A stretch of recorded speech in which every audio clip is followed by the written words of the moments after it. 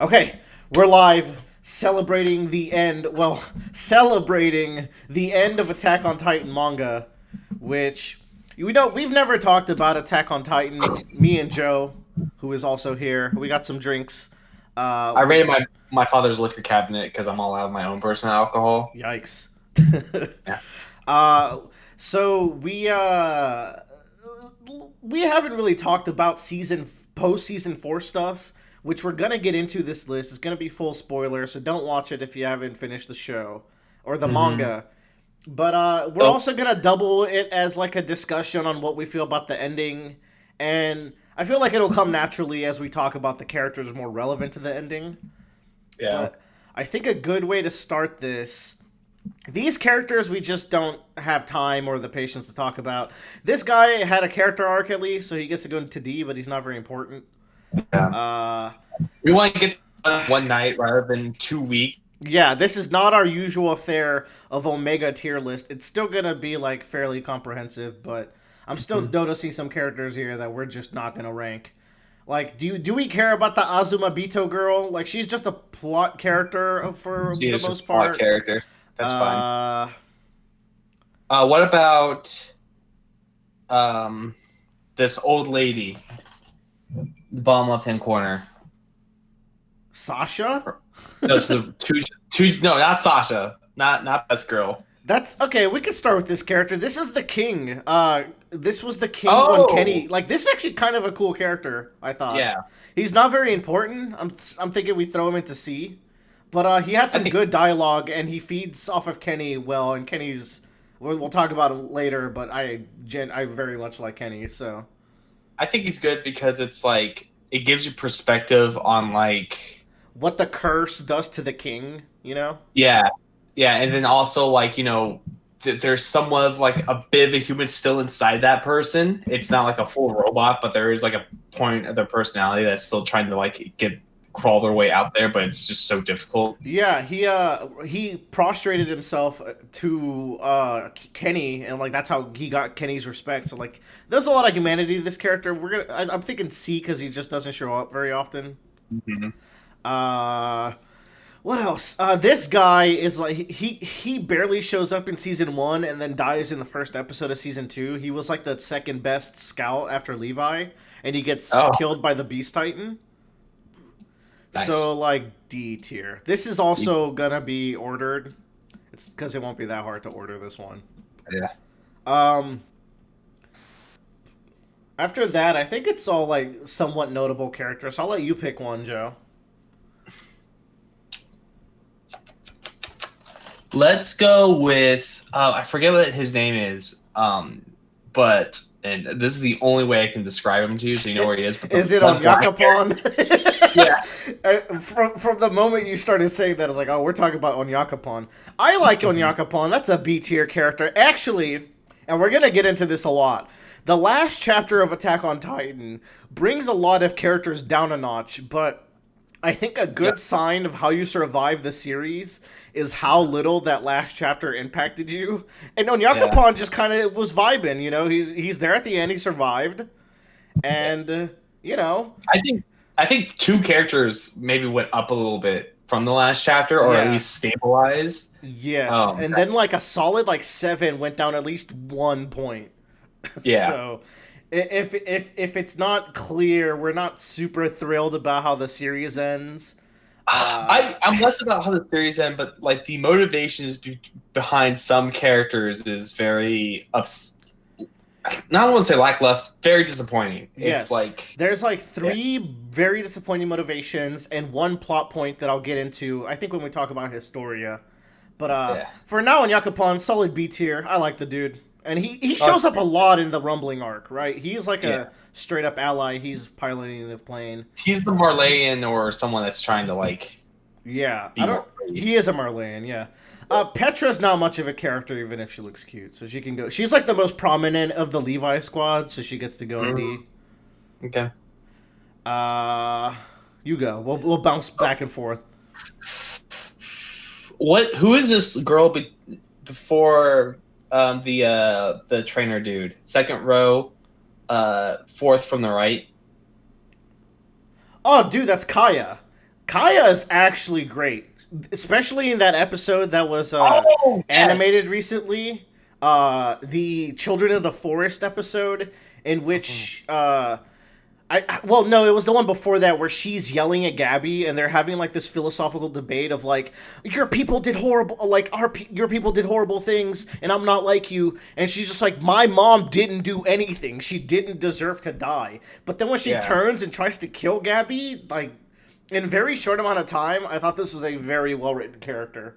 And then you get the turnaround later in the arc, the Battle of Shinigashima Yeah. again, where Gabby saves Kaya, and you get that whole like vision. It's like it's a really cool moment. She was saved by both Sasha and Gabby, and it's a good like Attack on Titan gets a lot softer near the end.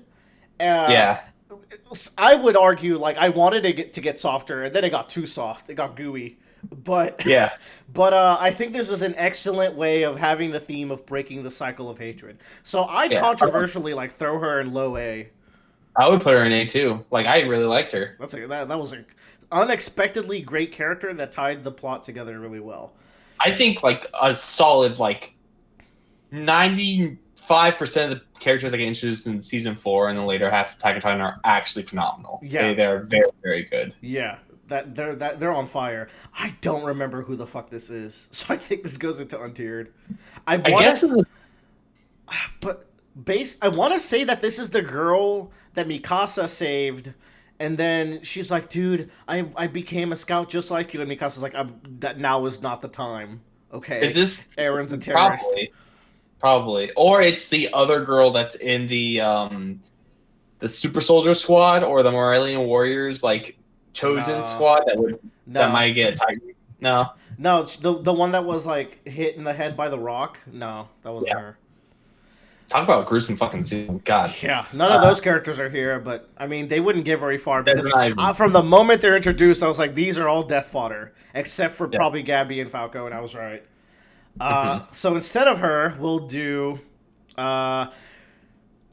Frida. So Frida was like the person with the founding titan that Grisha had to eat, and she's in Historia's flashback, but she's such a minor character as far as characterization goes. Like, she would take care of Historia and then wipe her mind, which is actually kind of an interesting plot point. But it doesn't go anywhere. So I feel like that goes into C. No, it goes into D. But high D. Yeah. She's interesting because it's like there's also this theme in Attack on Titan of the imposed will or the imposed destiny on others. Mm-hmm. It's part of that cycle of hatred where it's like someone outside of a person, like group, imposes the destiny in which they have to take. Yes. So, like, for example, like the most prominent one is the king of the walls, who every time gets passed down. But the founding titan like is imposing that you cannot do anything with this titan, essentially. Yeah, which is really like I thought that was a fantastic plot point as to why like it's very good at slowing down the pace of the story and explaining why things haven't already happened until the story starts. But it also shows a counter plot point where it's like admitting the fact that you caused these problems and just taking it like a beaten dog is not how you solve the problem. It's just how you fuel the hatred again, because by that king not stepping up and trying to work something out and just kind of giving up and stealing himself off from the world, he created another problem within his people. Yeah, and I mean explicitly, the will is for the Eldian people to die out. Like they don't fight back because the king's will is for them to slowly die out, which that's not the way that these people would like to live their lives. So yeah, he created like another hell. But I feel like among the founding titans that we meet, this is like the more interesting one of that batch. But it's interesting that she does impose that kind of thing where it's like, I'm going to keep you from the ignorance of what our family is. Yeah. But there's a weird kind of manipulation tactic where it's like, I still want to be part of your life. Yeah, it's pretty gross. I don't know. I feel like that's C tier worthy. Just like... Yeah, you know what? I talked myself into C tier. There you go. This is why these are fun. You go. Let's go with the cute, pinkish kind of haired girl. Second row. Hitch? Yeah. Hitch is the one that has the. I like Hitch. She's the one that talked to Anne all the time. Yes, Hitch is very enjoyable. I really like that scene where like Marlowe is going to his death, and I think we just threw Marlowe in here because I don't think Marlowe is particularly interesting. But he's plot relevant, so he should go to D. But like there's that scene where Marlowe's riding into his death with the Beast Titan rocks, and he's like, "Ah, Hitch, I wonder what you're doing. I bet you're asleep." And then the next scene, it's very brief because then we get right back into like the Armin Eren versus Colossal battle. There's a scene where she's like woke up, like she's looking out the window, worried. Like she didn't go out on that excursion, but she was very worried about Marlowe. So that was pretty cute. I like her line of like, "All you do is sleep, but you're so popular" to Annie. It's like that's very meta, very cute. Mm-hmm. I feel like she doesn't get to do very much in season 4 though. She is alive in the end. I remember seeing her in the last chapters. So yeah, she I just like that. It's really weird to describe her, but like the fact that she has this kind of weird connection with Annie, she comes down and she talks to him or her, I mean, and like has this weird like kind of caretaker. She's the most regular person out of everyone there. remember, like in season 3, she's like really catty and like she wants to be in the military police. And she does join like the Levi squad, right? Because there was a section where they're defecting from the military, and they're like hiding out in the woods, and her and Marlowe join. And I thought she was pretty good in all those sequences, but I wouldn't say she goes above like a C.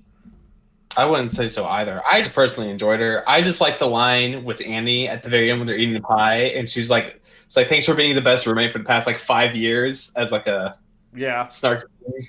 Yeah, like she has some very funny lines. So I'd put her in like the top of C. Yeah.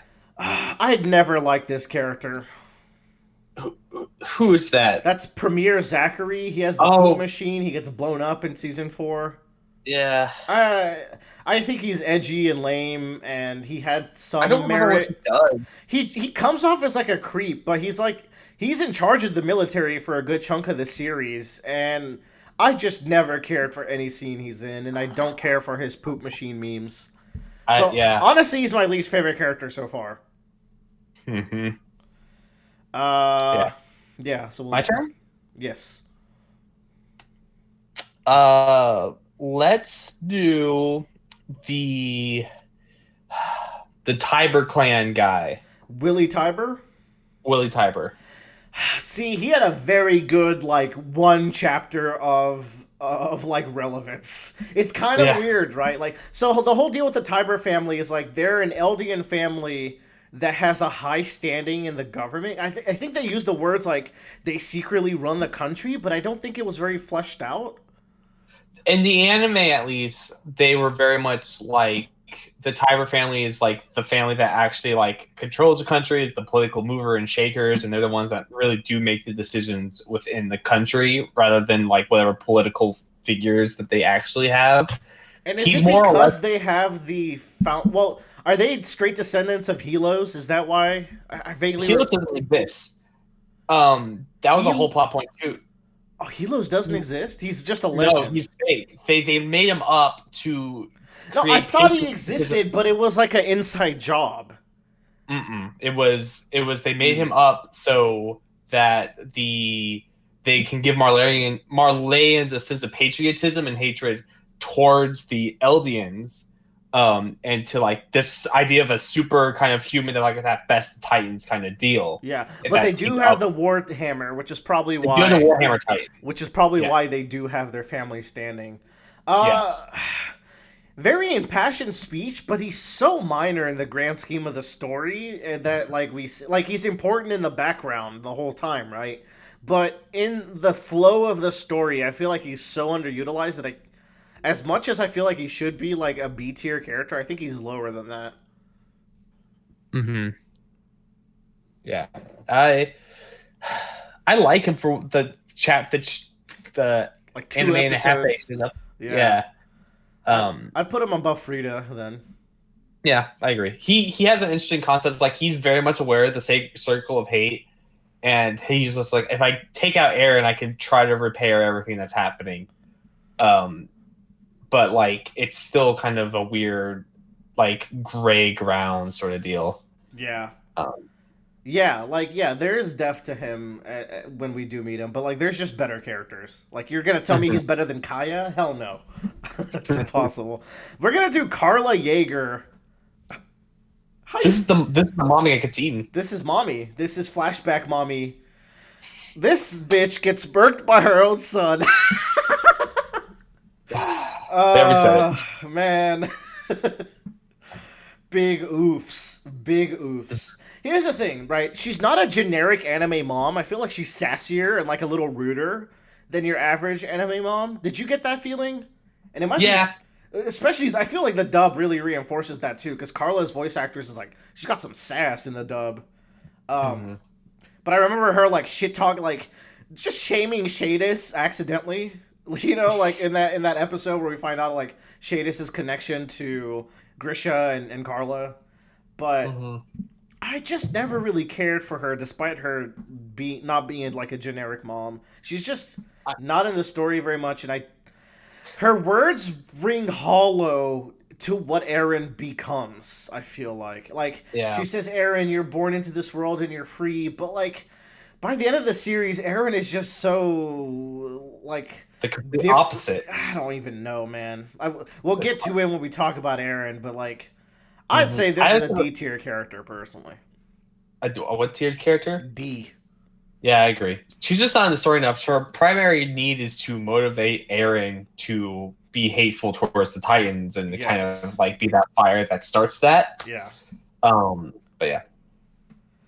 Okay. I think it's a weird looking show. It starts off with like the monster kind of horror thing, and then turns into a political thriller. Like very crazy. Yeah, I mean that's why, despite having a very not great final chapter, I cooled off a bit, and I'm like, man, but we really did have a good journey leading up to it. So it's got some good themes to it that goes on, and at least like the ending was just in one chapter. Yeah, that was disappointing. Well, a lot of people were disappointed about that whole arc, and I will admit, right, the Rumbling arc is not even top 3 or 4. But it's also not bad. There's a bunch of stuff in the Rumbling arc that I did like. It gets too friendshipy, like power of friendship, and the plot armor is the thick. It's like we got to One Piece levels of plot armor in that final arc, but like at the same time, it's still like it's got a lot of solid stuff still. So I do not dislike that final arc at all. And I like it too because like they finally came together and decided to go like we need to just. There's like that character that's fantastic. They air everything that they hate about each other, and they have to go like, this is what we've done to each other. We have to accept this is what we happen to do.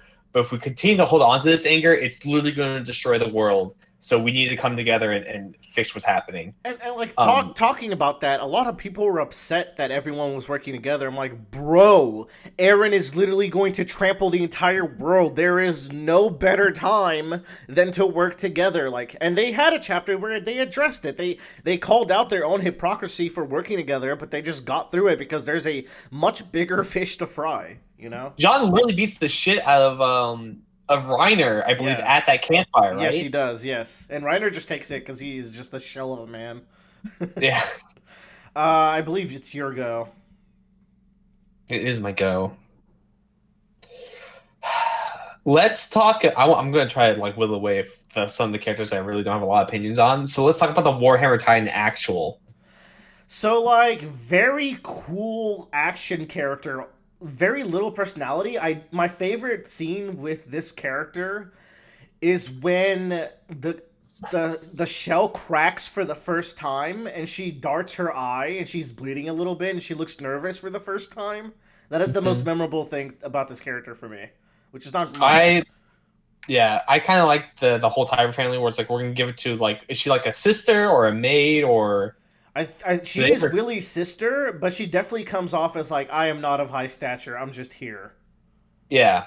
I kind of like that ploy that they did with her. I like her gimmick with like she doesn't put herself in the Titan. She like puts her into a little fighter man pod and then like uses it that way. Arguably the best fight in the series too. I would probably lean it actually to the final one in Shingachina round 2. But it was really good. So she's a good... But, like... She just has zero characters. I feel like she She could does go have zero in like character. high D because of her what she added to the story through action is Hmm. notable enough, I suppose. Let's get rid of Rod Rice. You know what? I'll give Rod Rice one thing. He was a selfish dad, but he had me fooled, and like he never came off as a maniac. You know, it would have been because Attack on Titan early on would have made this guy a yelling maniac. You know, but he was a lot more subtle and chill when he's trying to manipulate Historia into eating Eren. So if so I can recall things correctly. So basically, he knows Eren has the founding titan, and he wants Historia to eat him because they are family, Yes. and that's part of the family lineage, and he just wants to make sure that it gets carried on into the family. And so, wait, but there's that really good thing, right? Where his brother is the one who inherits the Titan because he's kind of a coward and like he doesn't admit Mhm. it. And then his daughter, Frida, is the one who has to inherit the uncle. And then and no at no point did he take the matters into his own hands. He's always used his family to do it. And I think that's a pretty understated and good antagonist like trait, you know? He's very much a leech in his own family, Yeah. Uh which is and definitely interesting. and as the giant titan, that was an okay fight. It was very brief. It was It just was a kind of neat where like it you just was have some this horror crazy, shit where he stands yeah, up and you find out that like his stomach and face were just gone because he's been dragging it on the ground. It's like, oh. yeah. I've read it theorized that Kenny cuts his tongue and then he licks the serum, and that's why Uh-huh. he immediately triggers, and that's why he's so grotesque because the serum doesn't generally enter the bloodstream immediately like that. It goes into the spinal, like they stab it into people's spinal columns, I think. So just the way Hmm. he ingested it was different from most other characters, so that is an explanation to why he's such like That's a fair. big He grotesque. also was like I think crippled at the time, so it might have been like Yeah. reflective of how his state was when Yeah, he his ingested his it. back was injured because Historia flipped him. Yeah. And I do like it's one of the edgy things that I did like where Historia's like she's like my first fight with my father. You know, like how daughters will fight with their parents, but it's like I killed my father in our first fight because he Hmm. was a giant titan. So like that's pretty good, right? I'd say that's like C tier worthy. I would say high C tier. I mean he Uh, does. I'd put him like Uh, below Uric, I okay. believe is his name. I think there's not a lot I can say about him. I Yeah. think he's an interesting character in like expanding like how this corrupt like system has even affected this weird little incestual family. Of eating each other, yeah. Yeah, like he was a very good addition to the plot. I will definitely give him that. Same with but Willie. like he's not representative of anything. He just allows the pathway to open for different things to happen. All right, I'm gonna take a quick pause here. We are back. I believe who'd we leave off on? Rod Rice. Rod Rice, but who picked Rod Rice? I think it You was did. me. It's you. It's It was you. you. Let's get shitty haircut. Second row, second from the right. Oh, this guy's hardly a character. Pass. Okay. Um, He does have a gimmick where like he would bite himself sometimes while talking shit, and that was pretty funny. I think we're at the point now where I believe a lot of these characters are actually characters. There's one more I think we could trim. I never cared for Marco, dude. I'm sorry. I know like him as a plot device for other characters. as a but plot he's just, device, like, he's great, but that I don't know if that's gonna get him very far. So put him like, in D. I think he's D still. Yeah. But like I'll put him above. I'll put him like a third of D right now. That's not bad, Marco, for someone who is just there as the nice guy to get killed. The like. He does have that great scene. It's like, guys, can we please just talk about this? And like, they're like, no, Yeah. there is no more. But that's more on those guys than it is Yeah. on Marco. Yeah, you're right. Okay, now you get to pick your real character. Who's this person between Gabby and Falco? That's Flock. You want to do? Oh fuck. You want to do Flock? He doesn't have his yee ass hair. Well, he's always had a yee haircut, but it's better here. All right, man. First of all, can we just open up by saying fuck Flock? Yeah. Fuck this guy. If you're a Jaegerist, I do not trust you as a human being, and I mean you in real life, the listener. That being said, Flock is such a interesting character, despite the fact that he's a fucking little shit, right? He's a zealot. He's like the representation of what it takes when somebody just is like full hog, like drinking the punch. Yeah, is all in. He's all in. I think Flock was also super interesting because he had the traumatic experience of being the sole survivor of the death charge, right? Mm-hmm. And he saves Irvin, right? He's all about saving Irvin, and he's all like he deserves to live because only like he's a devil who can lead us to the future, and he deserves to suffer more. Mm-hmm. And I guess that could expand to him becoming who he is, where like he just when I don't know if it's a direct correlation of that mindset to when they find out the truth of the world, he goes all in on hate, like survival for Eldia, you know? I mean, you can definitely see it where it's like I am literally the only person that survived this death charge. Yeah. And then like there's a possibility that these people can come back and they actually hate us. And like I think there's the strong resonance of fear of like I might have to go do this again. I don't want to do it again. So I am just going to eliminate the problem entirely. Like he is the person that literally stared into the mouth of hell and survived. He doesn't want to go back. I can't draw the line from A to C, where C is becoming a zealot to Eren, but I can draw the line from A to B to C. And I think that's interesting with like seeing Flock when we get back and like he's still alive and he's a Medal of Honor winner like the rest of them. Think about that, right? Mm-hmm. That's why he's like a prominent figure in the military by the time we get to season 4. I'd say he's like the highest in B right now because I still like he's such a little shit. Also, the thing with like them raiding the airbase is kind of like a momentum killer. Like I would have cut out those chapters to flesh out the finale more personally. That's like one of my there's a lot of shit with that plane here in the final arc, and I feel like it gets a little bit too shonen padding at that point. You're like, yeah. It's like we gotta get rid of Flock and we gotta kill out Macbeth or whatever his name is and Shadis. So we're gonna. I would have just rather if like Flock snuck on the plane. Now he does do that. He does, and then he just gets offed. He doesn't even kill anyone. He does delay the plane, which is also like a stall tactic. Yeah, he shoots out the drum with the fuel, right? Yeah, which causes Hanji to die. So good job, Flock. But. Mm-hmm. I do like the scene where Connie and Armin have to go sicko mode, and like there's that panel of Connie like shooting one of their old friends in the face. I'm like, oh shit, this is that season 1 edge. Jesus.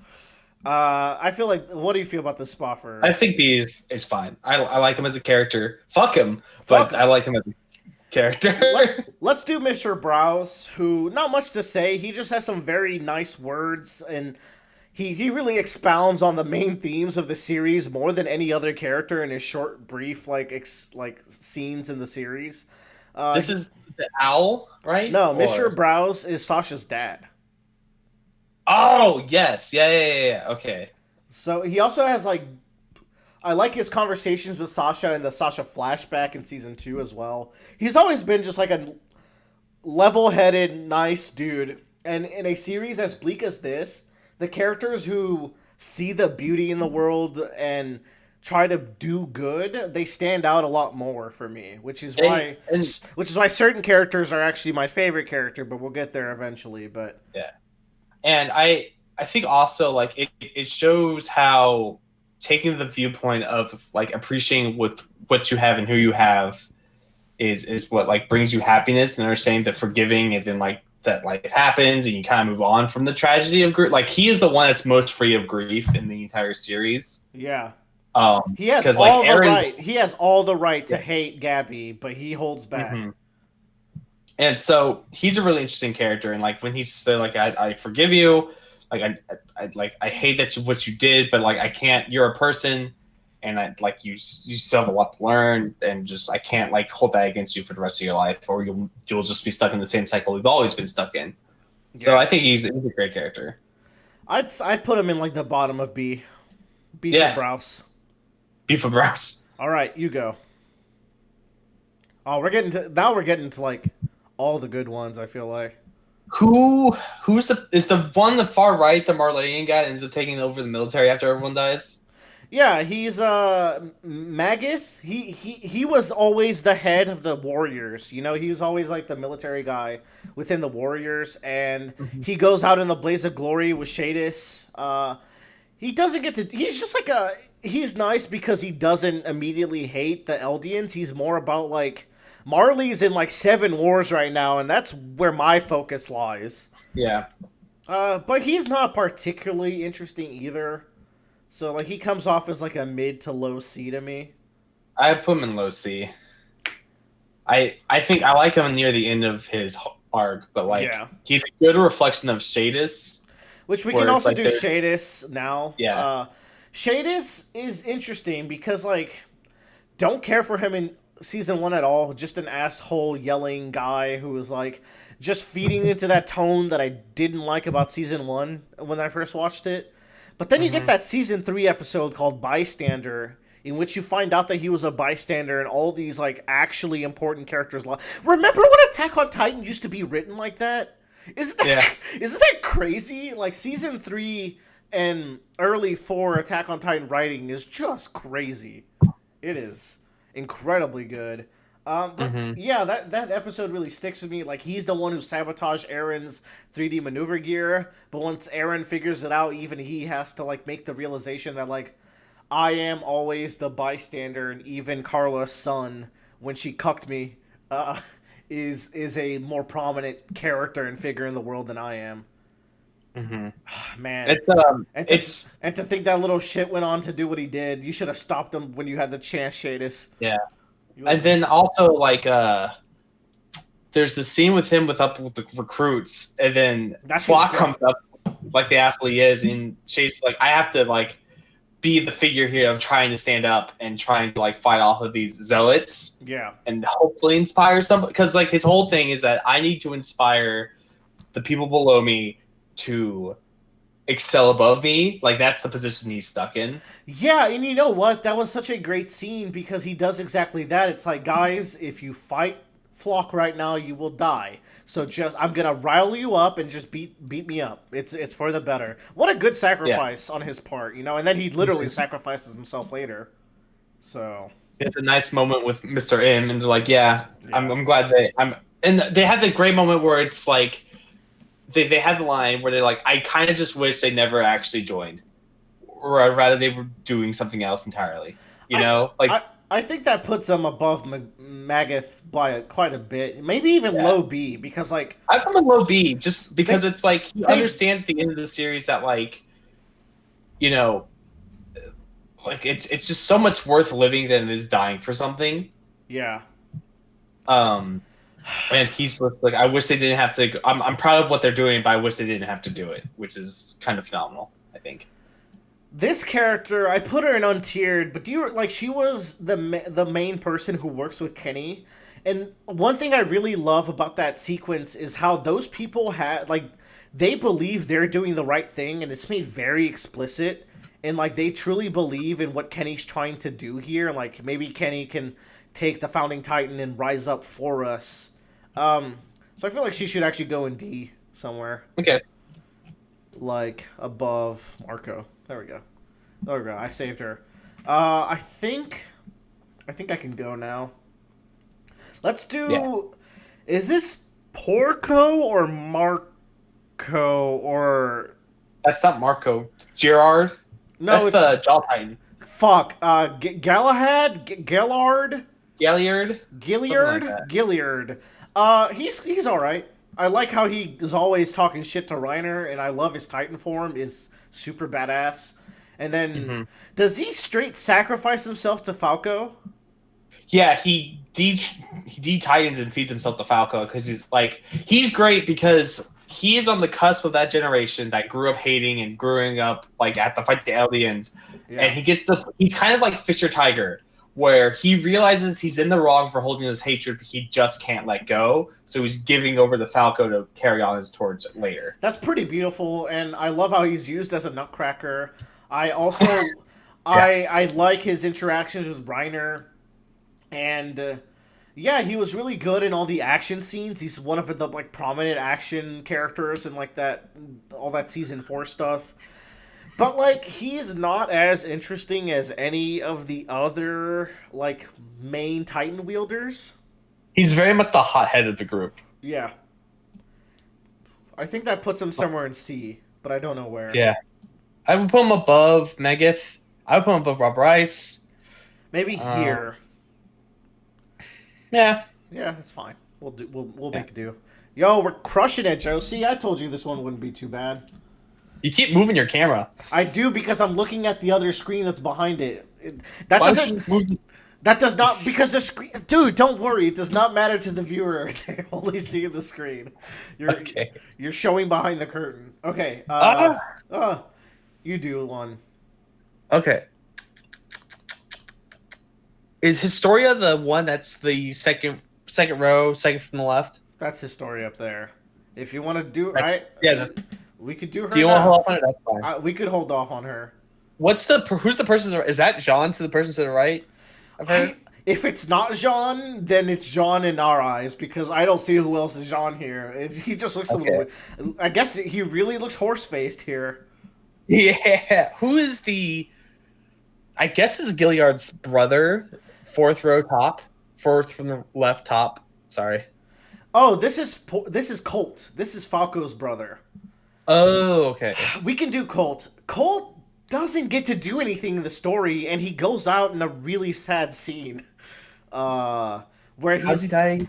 So, he's like, Mr. Zeke, please don't yell. Like, Falco drank the wine, please. Oh, yeah. Like, you care about them, and Zeke is like, sorry, dude. Ah! And it's like, he's like, no, I'm gonna keep holding on to my brother, and he just gets exploded as Falco transforms into a mindless Titan, which is just like really sad. Also, you're a fucking idiot, but you were grief stricken.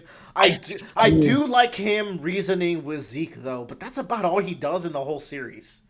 He is very much like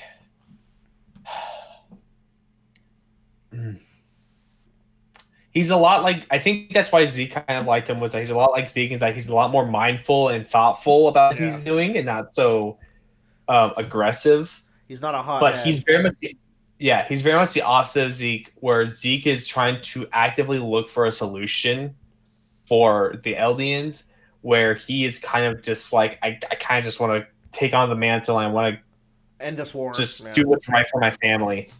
I'd say he's the lowest in C. Ooh. All right. I won't. I put her above Frida. Like, he has some moments with Falco. Yeah, you're right. I do. Like, here's the thing. Very human. I wish I liked him more because I liked what we did. I wish he had more time because I do like his personality and like he could have been a lot, you know. But alas. Next we can do Yamir. Is that Yamir? Oh, no, this is the other Yamir. Yeah. Gotcha. This is Yamir by name. Oh, Yamir's not on this list. I do have, like, a placement in mind for Yamir, the character, but I guess we'll just have to talk about it at the end. Because she's nowhere to be found. I actually quite like Season 2 Yamir, which is the only season she's relevant. She's very sassy. I like her backstory where she was a queen for a while, and she's like, man, I really did like that time, and then her life gets flipped upside down. I love the pragmatism she takes, where she becomes a third party in a lot of the fights. She's like, fuck, who do I help? Do I help the Marlians or do I help the Eldians? Or like, and then she has to give herself up at the end. So her story's cut short very early, but I really liked what we did get of her. I'd say that's a B tier. Yeah. But I don't know where. I think I'd put her I would here. put her above. Yeah, because I like her relationship with Historia. I like very how openly gay character, so that's Yeah. pretty interesting. Like the only one in the series, and very Historia. very loyal. Has this sense of like it's also like you said before, the fact that she's like a third party. She has no political motive, only a personal motive. Yeah, Is maybe she. interesting comparatively. Maybe she's above on Yakupon, but I don't think she's above Flock, which sucks. I'm sorry, Yamir. She's very much the character like that has the power to potentially make an impact on either side, but chooses not to. And so she really doesn't fix anything either. It's the bystander that could do something but chooses not to because they're afraid they might either do something that makes it worse or like they don't want to be involved. Like thinking in the grand political scheme of things, it's Sweden or like America when they don't participate in World War II until they. I believe that's Switzerland, unless Sweden was Switzerland. Also yeah. Yeah. We're getting to the point where there's only like 3-ish characters that aren't like super important to the whole plot. But that's fine. Yeah, which is good. But I'll let you pick. Who is the guy that's to the left of Falco? To the left of Falco is Irvin Smith. So let's do Irvin. We're not doing Irvin yet. Okay, never mind. Grisha. Man, you know what? Before I moved him up to untiered here for us to start, I was like, I don't really care for Grisha. But then I think about like his fucking story, man. It's solid. It's awesome. It's wild. And the things he goes through in the path, man, that path scene was so god tier, right? Like he's like the way he's tortured in that scene's fantastic, and then you remember the fact that Eren in that scene is almost incoherent with the Eren of the final chapter, and it takes away a lot of that scene. But you know what that scene still has? Zeke, is that you, my son? I'm so sorry for what I did to you. And that's just like beautiful, in my opinion. I honestly, Grisha to me is either like high of A or S tier for me. The reason being is because he is the person that sees what it is to impose the will or destiny onto someone and what it can do and how it can backfire. The fact that he's such a bad father makes him such a good character. It is so juicy. Yeah. Oh my god. It's the idea of like you it's great because you get to see the character development and the learning of like if a person was given the chance to learn and understand their mistakes, they can potentially grow into a better person. And like he did not. He repeated the mistake twice. No, here's the thing. His mistake before was imposing his will onto. He did the exact same thing to Eren. But that was kind of because of Eren.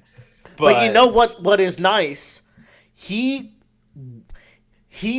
could have done that immediately, and I think in the flashback he even mentions it's like, I think I'm gonna hold off on showing Eren the basement. Which showing Eren the basement is basically bringing him into the fold. He held on to that for as long as possible until the wall falls and he realizes he doesn't have time. Man, this is a really good character now that I think about it. He knows he needs to tell Eren eventually about where he's actually from. Yeah. But he understands that he cannot impose that choice onto his child like he did with Zeke. He needs to let Eren like come to the realization that's what he wants, and he wants freedom. But he still imposes a different hell on Eren, which is like, you have to finish the mission now. The mission that you started, which is a mindfuck.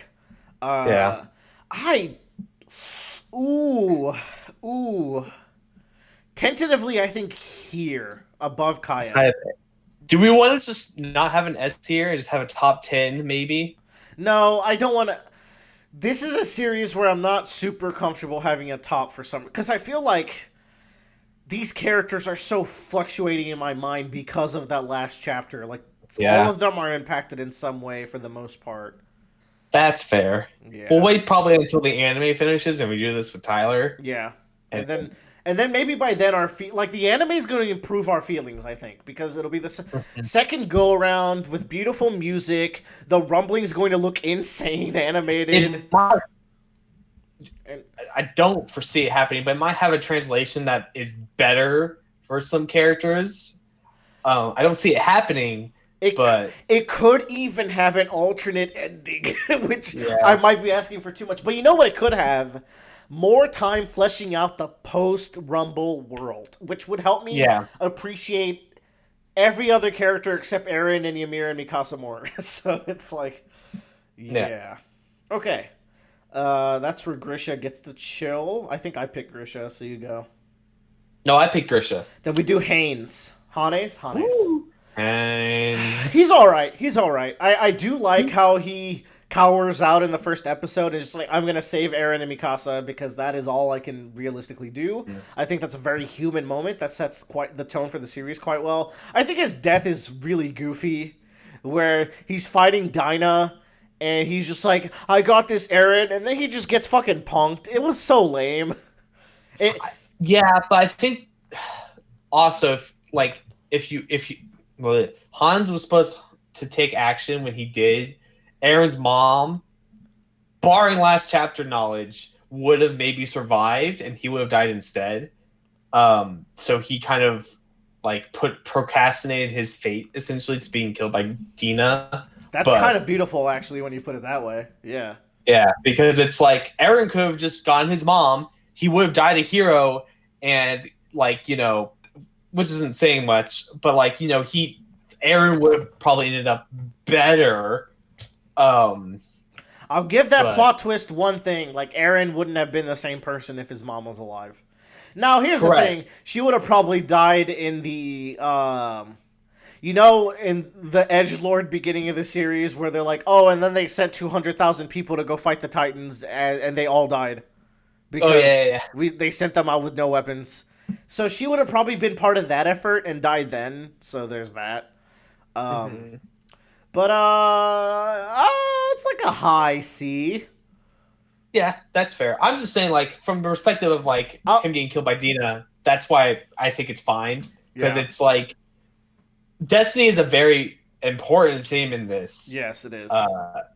Series, and so and you wouldn't think it, but it is. Yeah. I think my favorite Hane scene is when Mikasa and Armin are on top of the wall after the initial fight with Reiner and Bertolt, and they're a little bit like their spirits a little down because they lost Eren to like the two strongest foes that they know exist.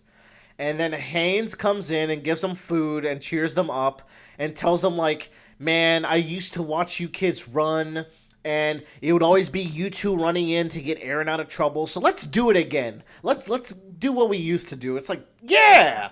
And then they take those triumphant bites of, like, the little rations. That's such a cute scene. Yeah. So, I feel like that's a good spot for him. That's back to you, buddy.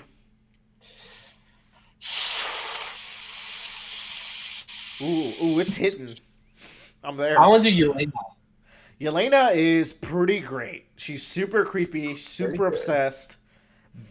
Like the opposite side of the Zealot. She's like the Flock of the Zeke squad. Yeah.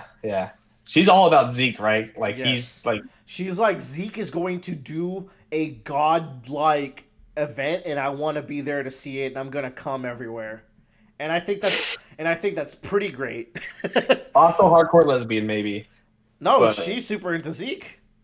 Oh yeah. She just has the chin strap beard for that. She's just super masculine looking. Yeah, she's masculine, but I think she's super into Zeke.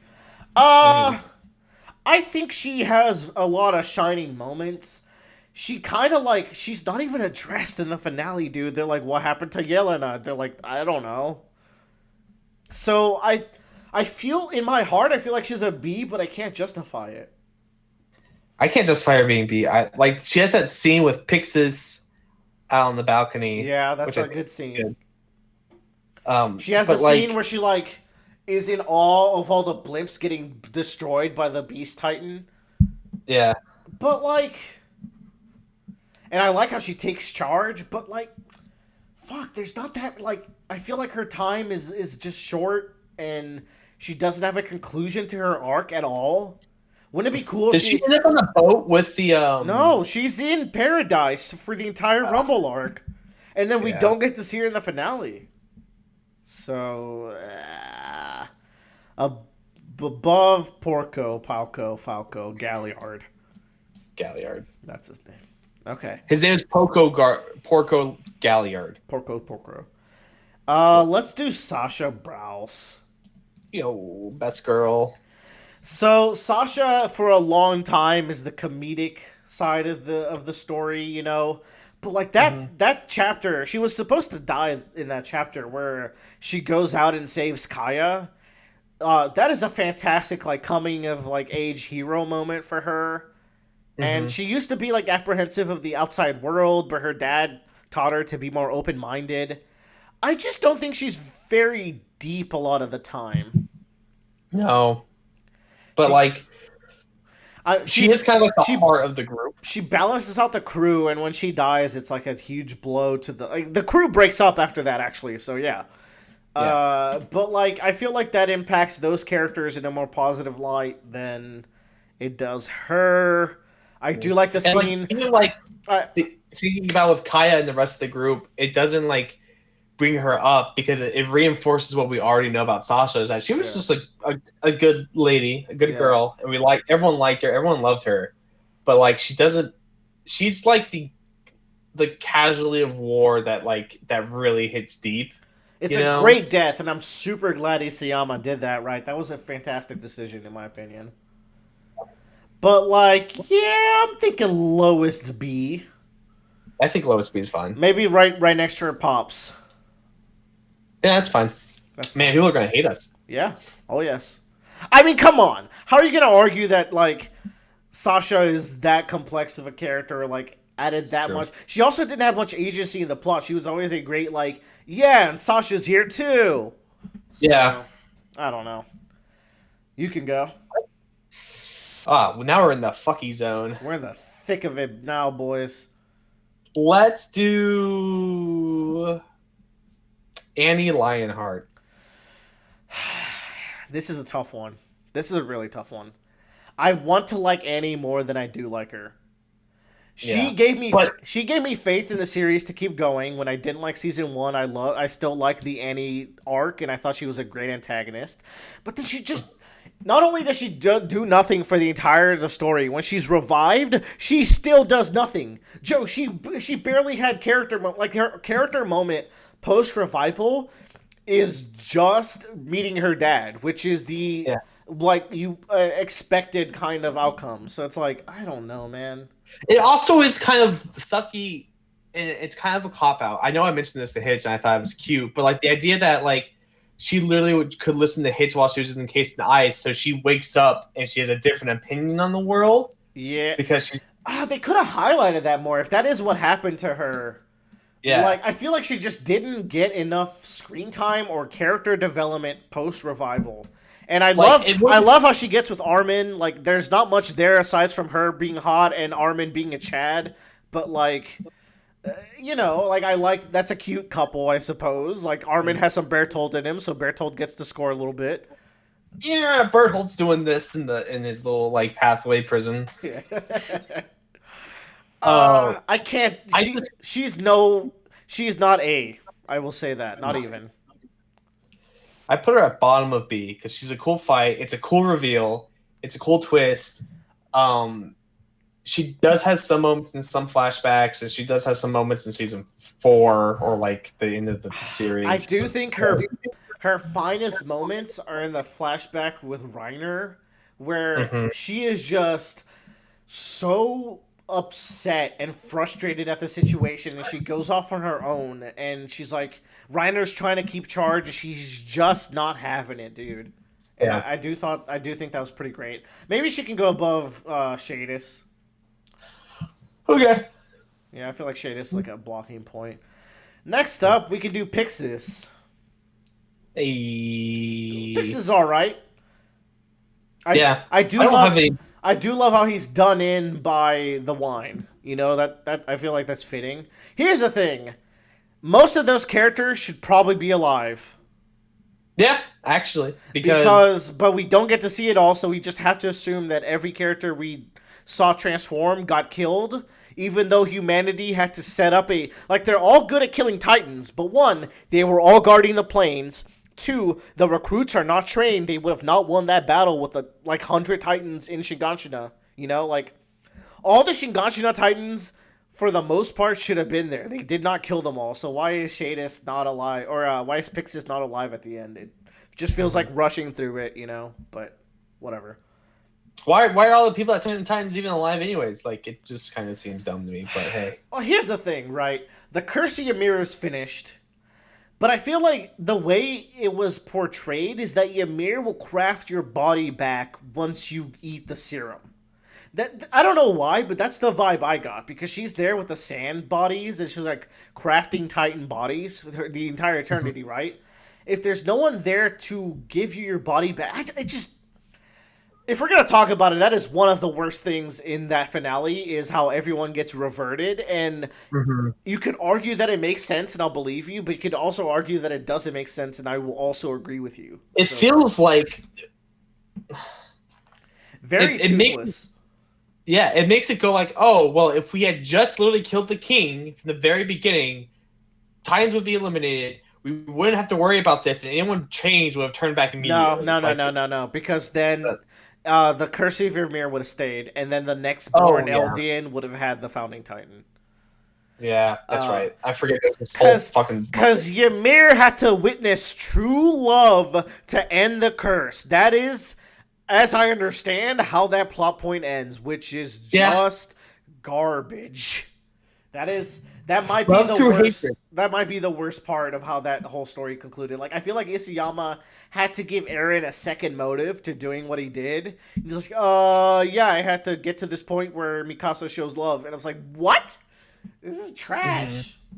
Anyways, who were we doing? Pixis, whatever, man. He's cool. He's fine. Yeah. High C above Haynes. Yeah. All right. Let's take a quick break, because I think we're gonna hit the real thick of it now.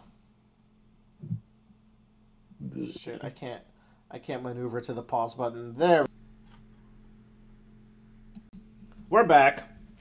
We're a little under an hour in, and I do want to blitz these, but like in under 30 minutes. So let's get to it, Joe. Who are we doing? Woo! Peak. All right. Peak is my favorite girl. Peak. There is no bad scene. There is no bad scene with Peak, and I dare you to find one weak point in any scene that has Peak. You just can't do it. The way she acts with like the Peak Squad, where she's like everyone's like fangirling over her, and they're like do it for her, is super cool. I really like how they do that. The way that she's just a ally after the fact. Like, she's always a great ally to whatever side she's on. She's very caring of her friends. She made the Car Titan, which was like the ugliest motherfucker, into an actually cool Titan.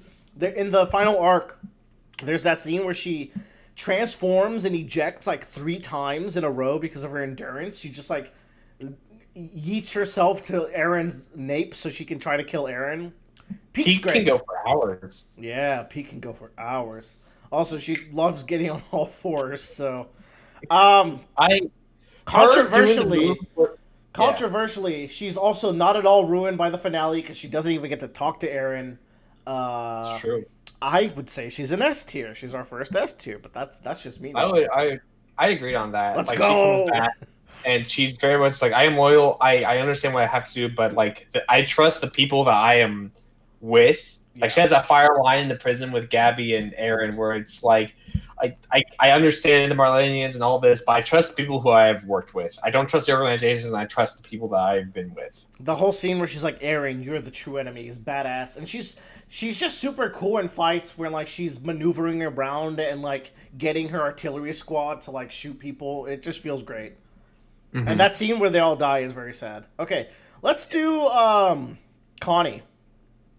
Yeah. Connie is like maybe the least interesting of like the final main characters, you know, but Isayama did his effort to give him a lot of interesting scenes, because Connie is the detractor. Like, he's the one who's most against Eren within the main cast. He's the one who is most upset by Sasha's death. Like, she was like a sister to him. He has the scene where he has to contemplate whether or not it is right to feed Falco to his mom. He has the scene where he goes blat blat on that dude's face. So like I feel like Connie did enough to end up in B tier by the end of the series. I agree. I would say top of B almost. Ooh, like, top of B. Because I'll give you this. I think he'd be lower, but I will give you top of B. The reason being is just the ending section with him and Flock, and it's like he's like, you understand his grief, right?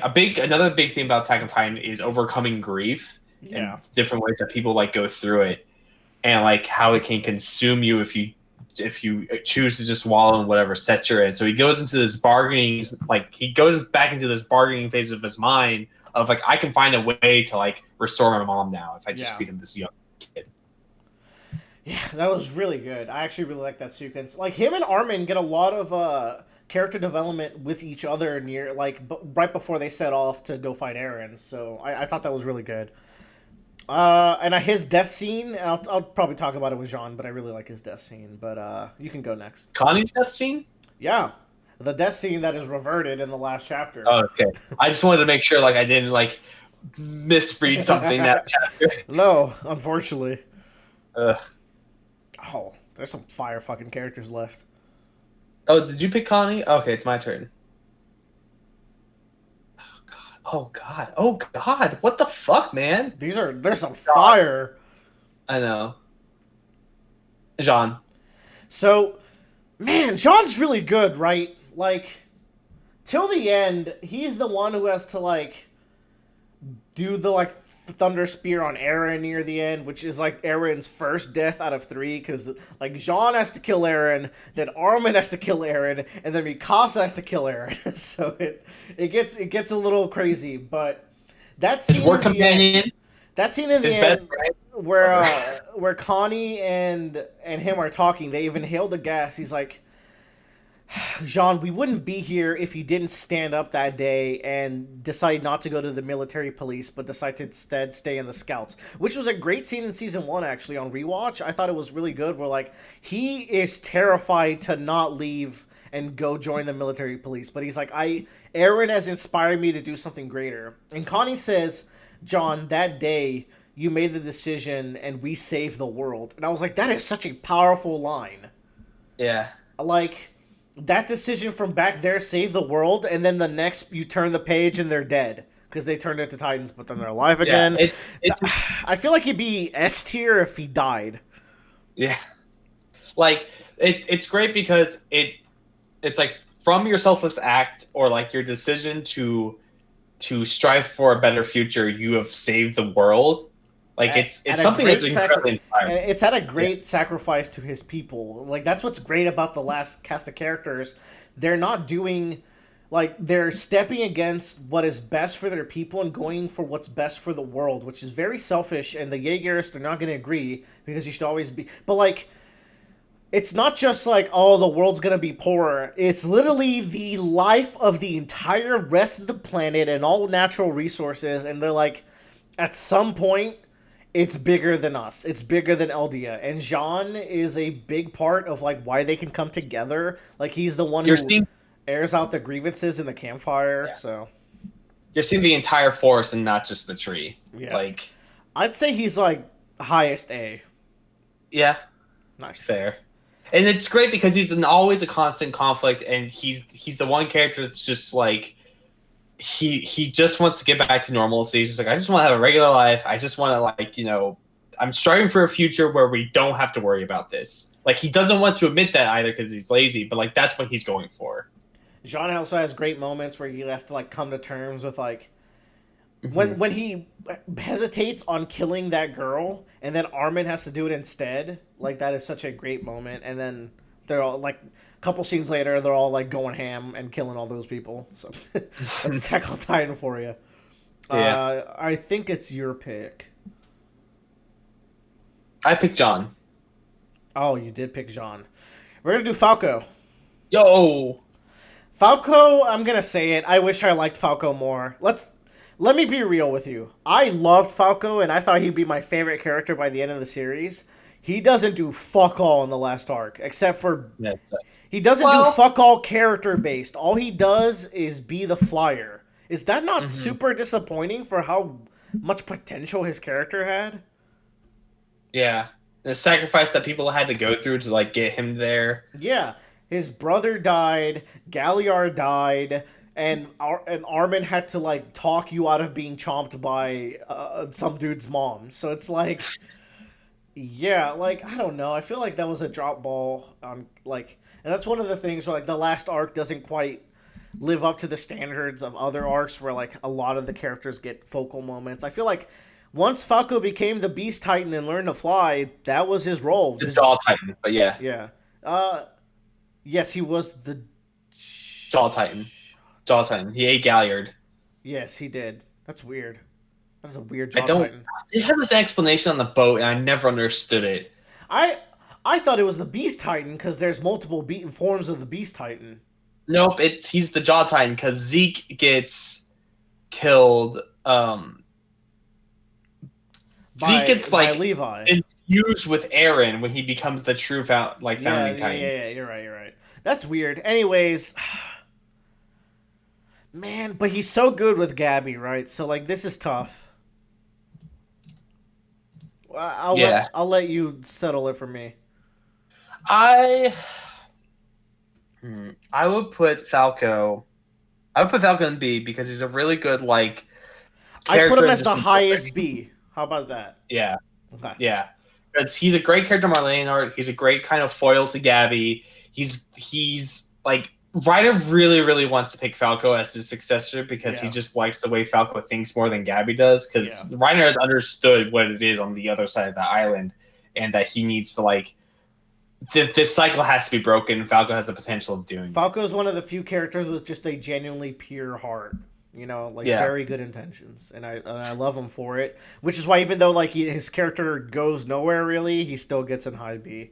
That being said, not ruined in the final chapter. Actually, slightly gets to like half a point because he's hanging out with Levi at the end there. Yeah, I like to think that like there's a very cute character arc that maybe the anime can flesh out where Levi has to become the guardian of the two shitty kids. You know, like the idea that like he is the kind of like Falco is the kid that is the generation that will go on and be the start of a better future. Yeah. Like he's the starting point for all of that.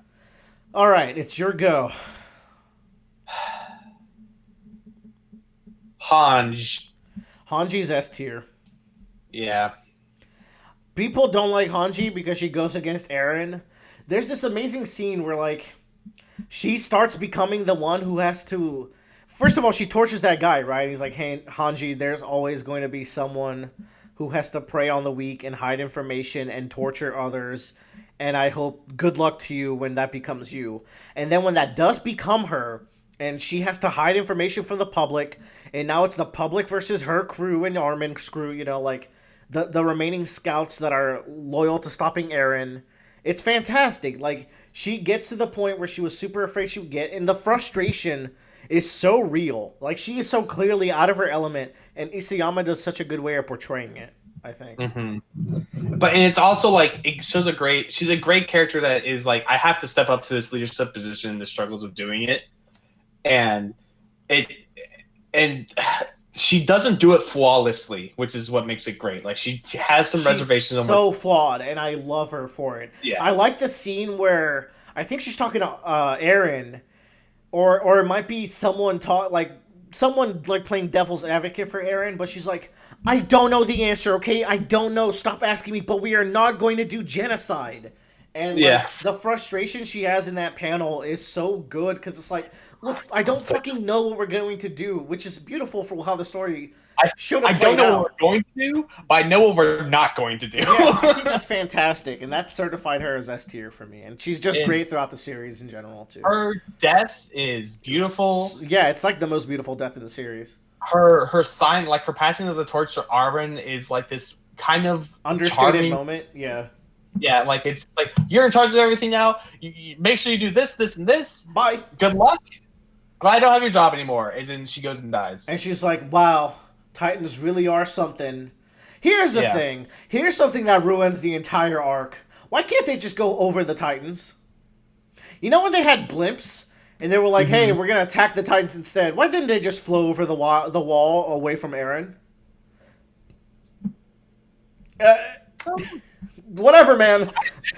Well, remember, all the blimps went to Paradis and they died. That was the last of the military force. No, there were more blimps that showed up and tried to take out the Colossal Titans. Yeah, and then they're like, yeah, let's go on offensive instead of making sure humanity survives and just flying by. I don't know. Well, I mean, I feel like there's many ways in which people could have, like, gotten through that wall of Titans. Second of all, the Titan rumbling doesn't make sense. I'll just bring it up here because a circle will expand. It'll need more and more mass to keep the same amount of, like, density within the circle. But there's just not that many Titans in the wall to where they can expand out and actually cover literally every inch of the planet. People could have just walked by them. I don't imagine it's a whole ring. I imagine it was like a big group of them that's moving pretty quickly, much quicker than a body of like 100,000 people could like evacuate. Yeah, but then they just move around the ring. Like, people will live. The thing, it has to move as a ring or like a wall. And people, it's less of people living in more of like the entire destruction of society is going to happen. Eren can't have done 80% of humankind if he did move in a ring. That's true. Yeah. But hey, well, whatever. I believe it is my pick because he picked Hanji. Yes.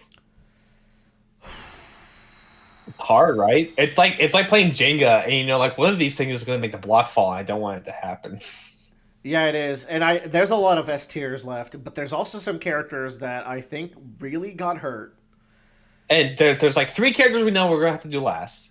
Yeah, we got to do the Emma trio last for sure. Yeah. Then let's get him out of the way. Bertolt. Hooser. I'm gonna show my hands. Bertolt's an S tier, and he's high. He's high S. I've always loved Bertolt, and he has aged like fine wine because Eren couldn't do anything to touch him. In fact, Eren saving him, it sucks for Eren's character, but it's really just neat for Bertolt's character.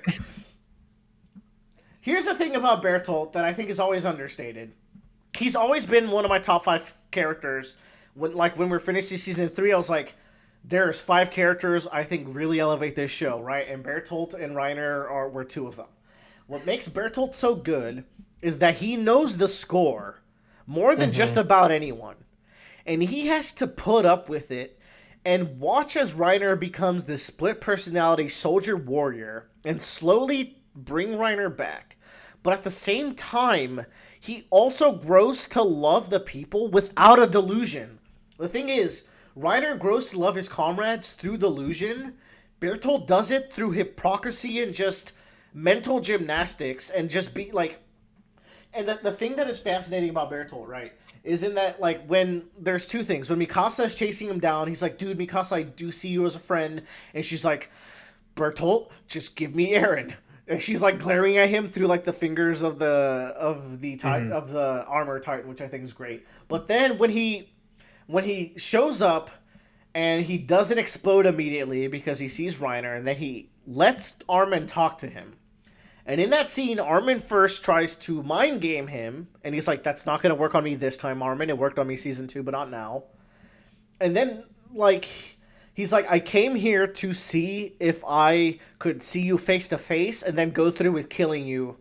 And right now, I'm actually feeling really calm. And then when he goes to explode, he has this monologue to himself where it's like, there's no side that's right. You guys aren't evil, and we're not righteousness. This world is cruel, and I see it for the way it is, and all we can do now is fight. I feel like Bertolt is one of the few characters that awoke to the truth of the world and the truth of, like, the fact that he's in this cruel fictional world that is just going to throw all this shit at him, and all he can do is fight. And I thought that was a beautiful scene. Whew. Yeah. Yeah. What always sticks with me at Bertolt is his death. There's just something, like, just horrifying about... Because he's, like, the first, like, really, really, like, fleshed out character that dies and dies getting into a Titan, unless there's someone else. Ymir dies off screen, so... But Ymir Ymir dies off screen, which isn't necessarily like. Yeah, we don't get to see her death. Mm-hmm. And like, there's something like weirdly, like I wouldn't say weirdly, but like very humanizing to see this man in his like final moments understand what's happening and still being terrified, and the fact that he can't do anything about it, and just like honestly, probably actually the best fight is just him slowly encroaching upon the wall, and Armin and Eren being like, "Oh fuck, what are we gonna do?" That had my stomach coming out of my throat because it was just so tense. Like I was doing flips over here. That was fantastic. Man, the Shingashina arc is still the best arc. It's not ruined by post-time skip Eren retroactively. It is just perfect, right? Like, nothing about what happens in the final chapter ruins what happened in the Shingashina arc the first time. It's like perfectly in the middle. It's very much just like... You could end the series there, and you still have like a top 5 series, which is where I put it in our anime list. I don't know if I do that anymore, but I'd argue it's like number 9 or 10 still. So it's not bad. Mm-hmm. It's a solid like 95% good, which is better than a lot more animes. I would say it just sucks that like that last 5% is all clustered at the end where it really needed to matter. It's not as bad as Promised Neverland. You know, Promised Neverland was just trash for a while, and then it ends extra trash. So remember when you like completely mind blank on the fact that a character came back to life? Jesus Christ. That character doesn't exist in the anime. Wait, the anime skipped his arc. Brilliant. Brilliant. Okay. Bertolt is my number 1, but I know he's not. So where would you put him among these 3? For right now, I would put him above the 2 of them. I like him a lot. Like he ages well. He doesn't get to be bastardized. Him on the wall and going like, "We're doing this now?" Like with Ryder is one of my like favorite moments in like manga when I read it, because I was reading Attack on Titan was coming out a long time ago, and I remember getting to that school like, "What?" Yeah, you're in his shoes at that point. Also, like, he is the face. He is the mascot of the series, which is that not nuts? Yeah. I guess they're trying. I guess the Attack Titan is now becoming one, but I feel like in all promotional artwork, it is the. It's always the Colossal Titan looking over that wall. Yeah, or like when you open up a chapter in Comic Zone, where it's like where they officially release, it is Eren attacking the Colossal Titan from Volume 1. So like that is. Yeah, he's the man. Okay, Joe. All bangers. Well. Let's do Connie. S tier. Okay. Right? Yeah, I don't remember a lot about Connie. I do know he was an acrobat, and he was struggling. He was trying to find his like place in the world and his existence within the world, if I remember correctly.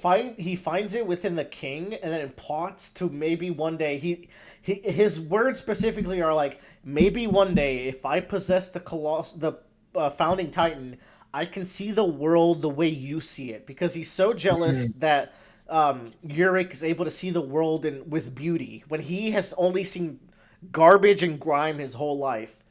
Also, he's just a fantastic villain, and his last scene with Levi is like everyone has to be drunk on something is maybe the best theme of the series, and I think it's in every arc that theme comes true.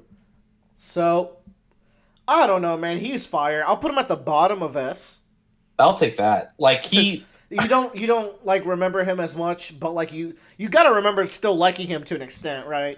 I did. I always laughed when he first shows up and Levi goes, "Get it!" And it's so like it's such an American name or like European name, like it just sticks out. Like, oh my god, they killed Connie. Yeah. All right. Wow, these last characters. I guess we have 9 left. We have to do Gabby. Gabby gang. Ooh. Actually, S tier. Actually, maybe my favorite character of the series. Really? Okay. Yeah, absolutely. I'd put her in A, but I will give her somewhere in S then. I will let you round it up. The reason why... I think she's phenomenally written, but she's also a little shit. The reason why I think Gabby is an S tier is because it's the strength and weakness of Attack on Titan. Where like the first 2 seasons, the first 2 like major arcs I would say are the hardest part of Attack on Titan to get through. Absolutely. Like yeah. if you to the point where almost if you like the first 2 seasons of Attack on Titan, you're not gonna like the last 2 seasons of Attack on Titan because it's completely different, right? Dude, that is so true. I think that's actually kind of apt.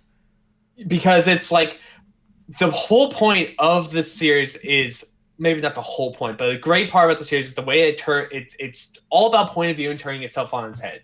And so Gabby is the personification of that prospect and the theme, where we at the beginning of season 4 we shift over to this person who is basically almost a one-to-one of Eren, but in an entirely different land. Yeah. And you understand what it's like. And she doesn't get any powers. She doesn't become some chosen one. She doesn't do anything. But all she she believes does is wield an antimatter rifle and pop some heads. That is is that maybe the best? Yeah, she does kill Sasha. But the scene where she snipes Eren is going to be legendary. That might be the best page in Attack on Titan. Mm-hmm. Like, and the fact that like she has one of the greatest character growth I've ever seen in like a manga, where it's like she starts off as this ignorant little shit who's entirely zealous and nationalist, and then grows and learns about the world and understands what it's like, and it kind of has to come to her own personal realization of how wrong she is. Yeah, and has to admit that herself, and it's so good. And the fact that like people hate on Gabby. And it's just like you don't understand. Like this character is important because it's the entire representation of how you're supposed to like what is trying to accomplish with this series is to show you how much wrong it is to have these biases and in both sides. It's because in both sides you have Eren with his prejudices destroying the world, and you have Gabby with her hatred having to become a better person. Unlike Eren gets consumed by it, Gabby's able to escape because of Falco, and this is where Falco is such a good character because he's such a good counterbalance to Gabby. I will say Gabby suffers like Falco, where she just does not get to do much for like the last 10 to 15 chapters, even though she is there. Yeah. But like at the same time, at the very end, it's so heartwarming. We mentioned it before when she's with Levi and Falco, and she is there taking care of Levi, and she's with the people of Parody, and it's like they're living with them. Yeah. And like it's because this is like a poster child. This was literally the poster child of the brainwashed Hitler. Yeah. And she now understands what the real world is like, and like why you can't be like that. And you have to.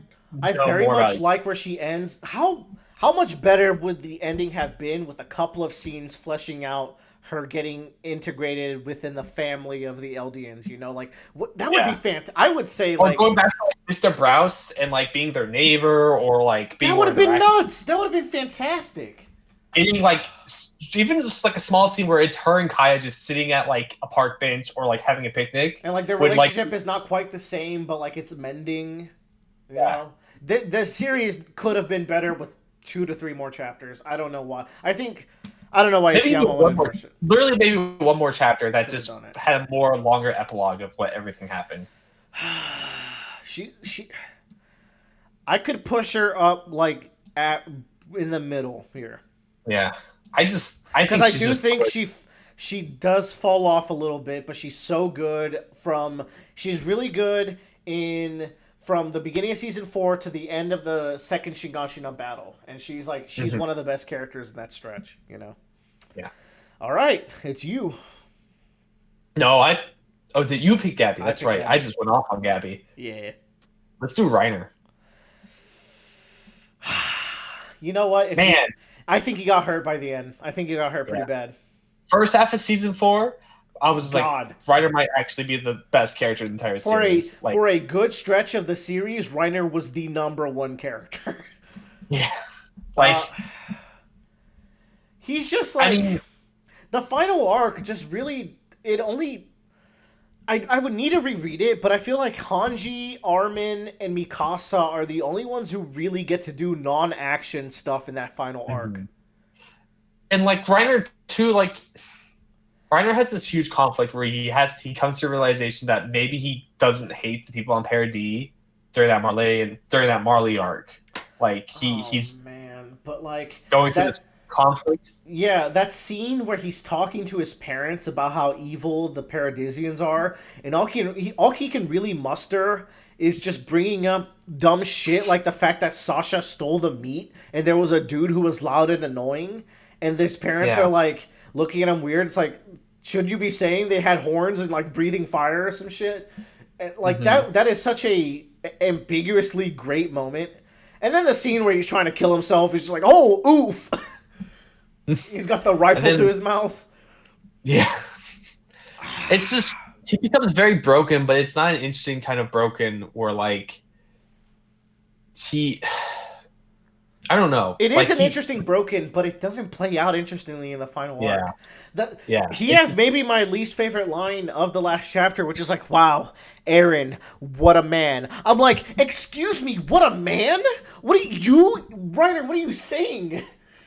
I know, yeah. Thank you for being a serial killer or Okay, but that line is tinged. It's first of all, it's translated differently in the official translation. It is tinged with sarcasm, so you can look at it and laugh in a weird way. Plus, that's his best friend.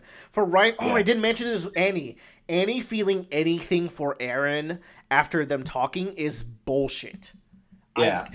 I can't buy that. I mean, no, you know what? Annie was forced to do things she didn't like, but I mean, Christ, that's pretty different from the genocide that he did.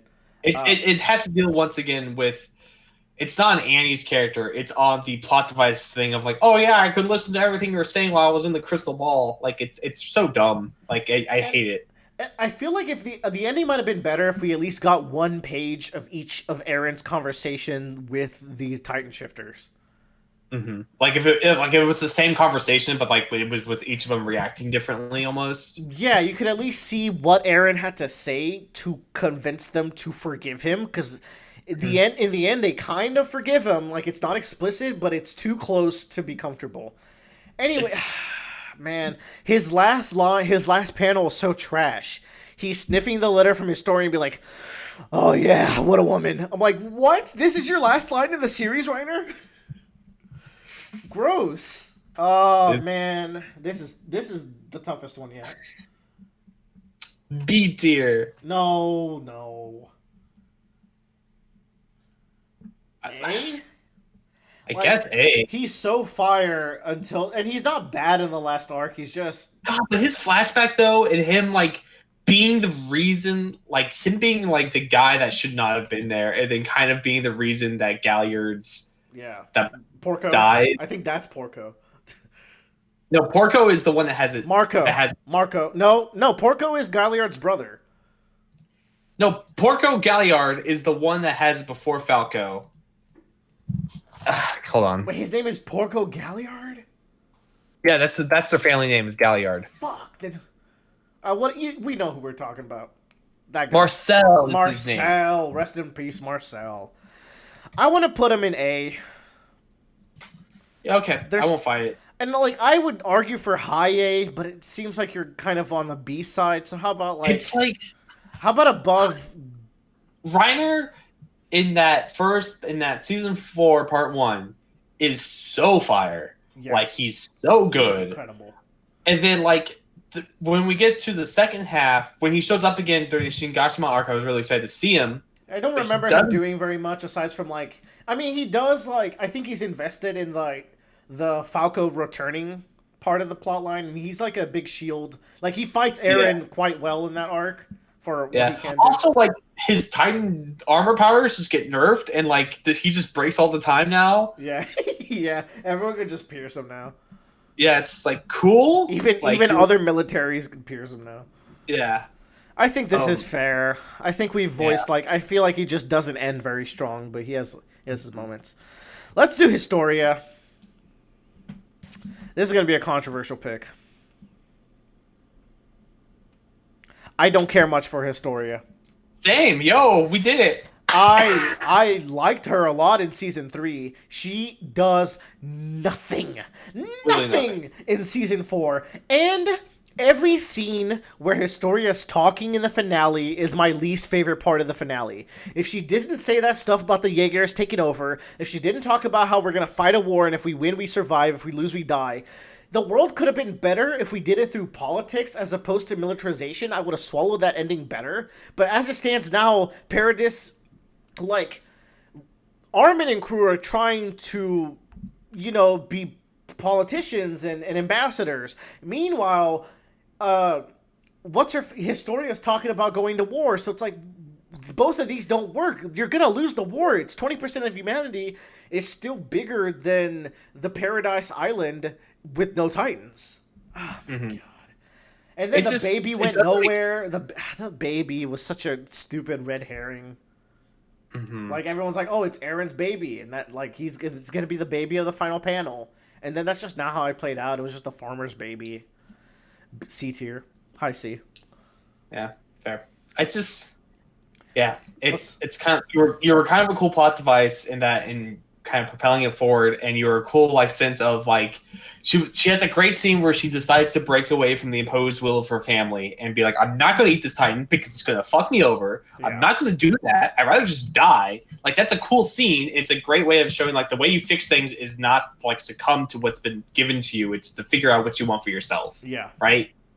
At the end of season 3, she was an A tier character. I just hate where she ends up. Also, shipping becomes such a big part of the discussion of Attack on Titan when you get to the end, where it's is it Eren and Historia or is it Eren and Mikasa? It's I don't give a shit. Eren died a virgin, by the way. Yeah. Talk about freedom. All right, you go. Oh man, we're down there, aren't we? We're down. So we got 3 we got to choose from now, basically. Let's do. We could do Irvin. Yeah, Irvin. I was trying to remember his name. I could not think of it. I would argue Irvin's the best character in the show. He dies in the best arc. He dies in the best arc, and he's very complex. He has a ton of hype moments. I think something people forget about Irvin, and I'm trying not to spend too much time on some of these, but the thing I think people forget about Irvin is that he is not morally good.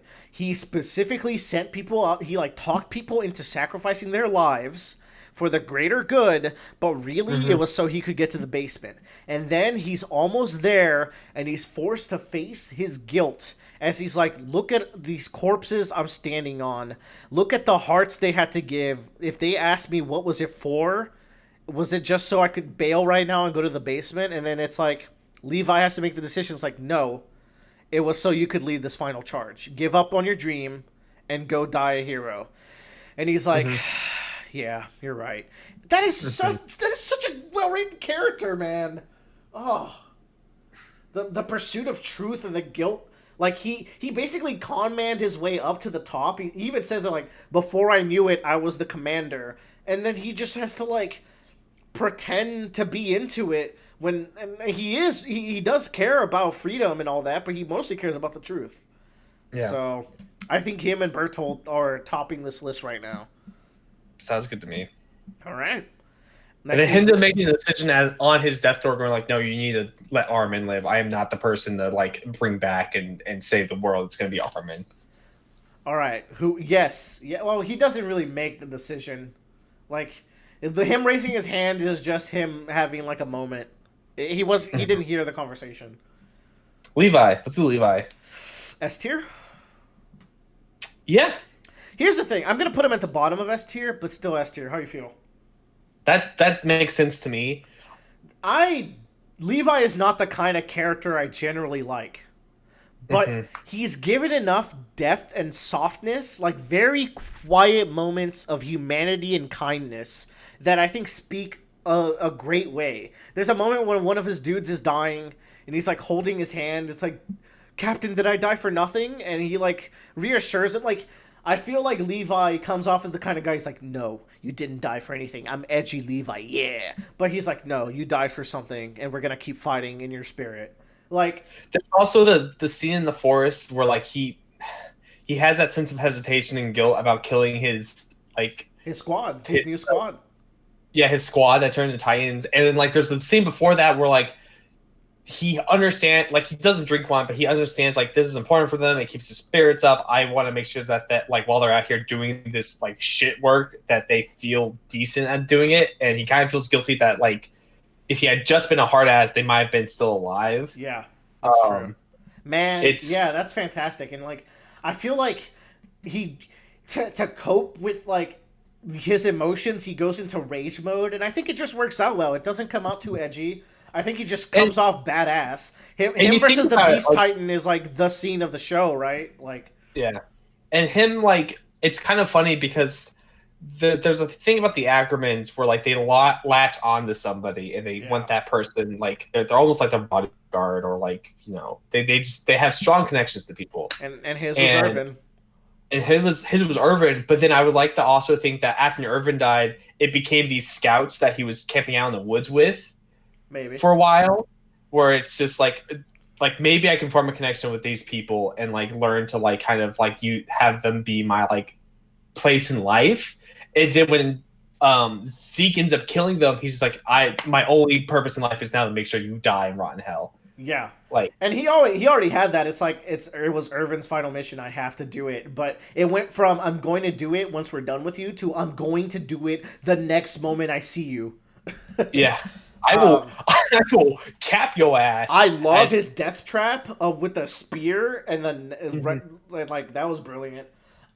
His finest moments are the forest scene and him having to make the decision of who to give the serum to. I think that's when I fell in love with the character because like he just played that so well. He was hesitant. It's like, fine, I'll give it to Armin, but then Erwin, he's hesitant. He's like, I would really prefer to give it to Erwin, and then Erwin does show up, and he's like, well, shit, I'm gonna give it to Erwin, and then he has to hear both of the sides, and then he makes the right decision in the end. You know, like it is a tough decision, but Armin's the one who's gonna carry humanity to the future, and he's the one, and it was really well set up because he was eavesdropping on them before they went out on that final excursion. He was eavesdropping on them, and Armin drops like we're gonna go see the ocean, and like that shows him that Armin has visions beyond fighting, and that is why Armin's the right one to save. So yeah, and I love the scene in the forest where he's like, Aaron, like every time we sacrifice so much to save you because I thought you were humanity's savior, and now look at what you're doing. Like he's contemplating to himself, and it's like, yeah, like I don't care how much of a Jaegerist is. Are you gonna argue with Levi's reasoning? I don't think so. Yeah. And finally Zeke. Zeke's like possibly top one too. Yeah, I was just thinking that too because it's like Zeke went from like ha ha monkey evil man to like being this like almost like kind of inverse brainwashed Gabby, and it sets a so like low self-esteem and like so nihilistic of like it's so much better to just not live than it is to be cursed with this fate. His flashback is maybe the best flashback in the series. Yeah, it was so well done in the anime and the manga. It brings so much to light. It brings like it like the Ishiyama like did a really good job in like foreshadowing who this character was and his moveset and all this stuff. And then like you get the idea that like Zeke kind of was, to him in his crazy mind, like the only way to stop the pain is to just finally die out, right? Yeah. Like we're gonna live the rest of our lives, but we will end the Eldian race. Honestly, I think it's a better plan than what Eren ended up doing. So I mean, honestly, yeah.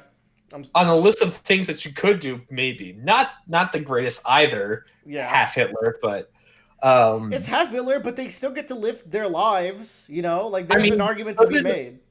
So the people that Hitler euthanized, but like that doesn't. No, make it they right. did not get to live their lives. They were in concentration camps. Like Zeke was going to end the threat. So were the aliens. They were in ghettos. No, they're okay. But here's the thing: when Zeke does that, they can at least play the look. We're all gonna die out in 100 years. Just leave us alone, and humanity would just wait.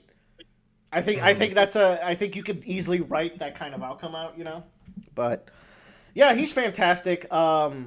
And his scene with Armin at the end, it's more of an Armin scene, but it's also a beautiful Zeke scene where he finds a meaning to live and he resolves. It's like, I don't think the euthanization plan was wrong, but Mr. Xavier, Dad, I love how he calls him Dad. If I could just throw catch with you again, I think I would do it. And then he comes out of the Titans like, wow, you know what? Life really is beautiful, and then just gets immediately decapitated. I thought it was a fantastic death. Mm-hmm. And it also lets him die before he's ruined by Eren some more. So yeah, and like it closes off his character arc too, because once again, like he is so nihilistic, and like the idea of like to him the best way of living is to not live and to just kind of like never existed at all. yeah. But now he realizes that like he had a reason to live. He just decided to like look past it and not believe in it. All right, one final break, and then we're gonna end this. We got like I think we can finish it pretty quick because one of these characters I don't have much to say, and then the other two I do have a lot to say. So, yeah. Yeah. Before we get to the final three, she's not on this list, but how do you feel about Ymir, the actual Ymir? I fucking hate her. I think I'm gonna go with that. I think she's a trash. I think she's fucking garbage. Oh, good. I'm glad that we're. Oh, dude. Okay.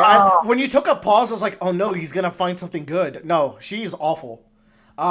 Underdeveloped, underexplained, and even before the stuff in the last chapter, I always got the sense that she's just a fucking stupid girl, right? She's just in paths going on because she's just like, and it's a product of her time and her circumstance, right? Like, I'm not saying like all girls back then were stupid or something like that. She was just born as a slave and had the mentality of a slave. She's the cattle that Eren says he hates, and yet Eren goes out of his way to really protect her, even though he hates cattle apparently. But the other thing too is like, so when Ymir shows up, I was kind of like, all right, we have this weird kind of like strange creature that fuses with this girl. This girl gets manipulated into doing all these things. Fantastic scenario, like great start. I was hooked into the idea immediately. Yeah, basically raped into making children who then cannibalize her. I'm like, okay, we have a strong motivation of the seed of hatred, where like this girl literally gets sent out of the woods to die, comes back with power, gets used. Yeah, and it's just like this is a great kind of moment of like, oh, this is where the hatred started. This is where actually all of the pain and suffering really, really started. Like it originates from this. Yeah, and then the line about like, oh, well, she really loved King Fritz. I'm like, what? And look, I get it. It's Stockholm syndrome, and it happens. But it's just like it was one line in half a page that they don't elaborate on. It's like, what am I supposed to make of that?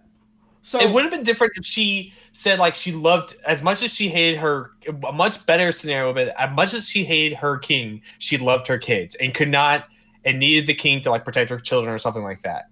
Like, well, no, I think and here's the thing: why even bring up that she loved King Fritz? I thought and see, like, I think it's confusing because I thought it was like she kept creating Titans because of her lingering love, and then seeing a true love. With the fattest quotation marks I've ever quotationed, seeing a true love like Mikasa and Eren will make her break out of like wanting to still be in this world and she can pass on. I don't know. It was so vague and weird, you know? It was so dumb. It's like, oh, man, it would have made.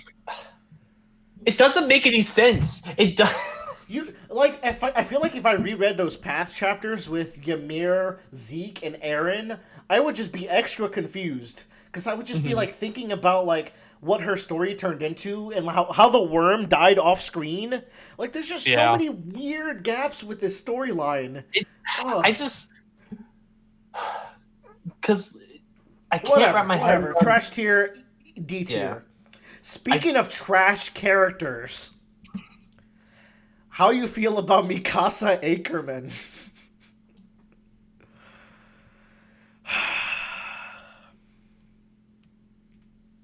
Joe? I'm thinking, like... I can start us. Part of me just wants to say bottom of B, but then part of me wants to just say C as well. So it's like... Wow. Okay. Interesting picks. Yeah. Here's the thing with Mikasa. I thought she was incredibly lame for the longest time. Because I did not like Eren until midway through season 2, and then mostly in season 3, and then a lot in season 4, what has been animated. And her character was Ere, Eddie. She would sometimes have a cute scene with Sasha or care for someone else or like have a scene with Armin, but it was mostly Eddie. And then like if I don't like Eddie, I don't also like his simp. I think the scarf thing is super dumb. I think when I first saw it, the scene where they kill those bandits is the edgiest, stupidest shit. Now, it feeds well into what I thought Aaron's character was, where if you try to take away my freedom, I'm gonna fucking take yours. And while that is partially still part of Aaron's character, it's so diluted by the end of it, you know? So it's like that scene just like becomes weird again. It was weird, and then it was okay, and then it was weird. And then like around season 4, when she's admonishing Eren, and it's just her and Armin. Like Armin is her last, like Armin and the crew are her only friends, and Armin's like now her closest person because there's a gap growing between the two of them and Eren. And then the fantastic, like maybe top 5 scenes of the whole show where they're talking in that table, and Eren is just laying it on both Mikasa and Armin. I was like, okay, I'm coming around on Mikasa. She leaves the scarf. She says, I'm going to kill Eren. Sweet. Your character's going somewhere. And then the last chapter happens, and that just nosedives so hard. I hate everything about this character in the last chapter. Like, I am actually, like, burning up with how trash that writing was. That dude wrote the Shinganshina arc. That dude wrote Kaya, like... It gets me a small headache just thinking about it. Anyways, what do you think?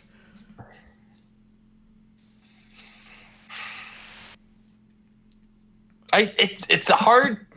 The biggest thing is disappointment, and the thing is, I remember talking to you about the story, and I told you very at the beginning that like one of the predictions I had was that Mikasa had to kill Eren. Like that's where this whole thing was going, was that Mikasa was going to have to be the one that killed Eren. Like there was no other way it was going to be. Like I will say I do like the scene in which she kills Eren, and then Ymir is just in the background like, "Yay, we did it!"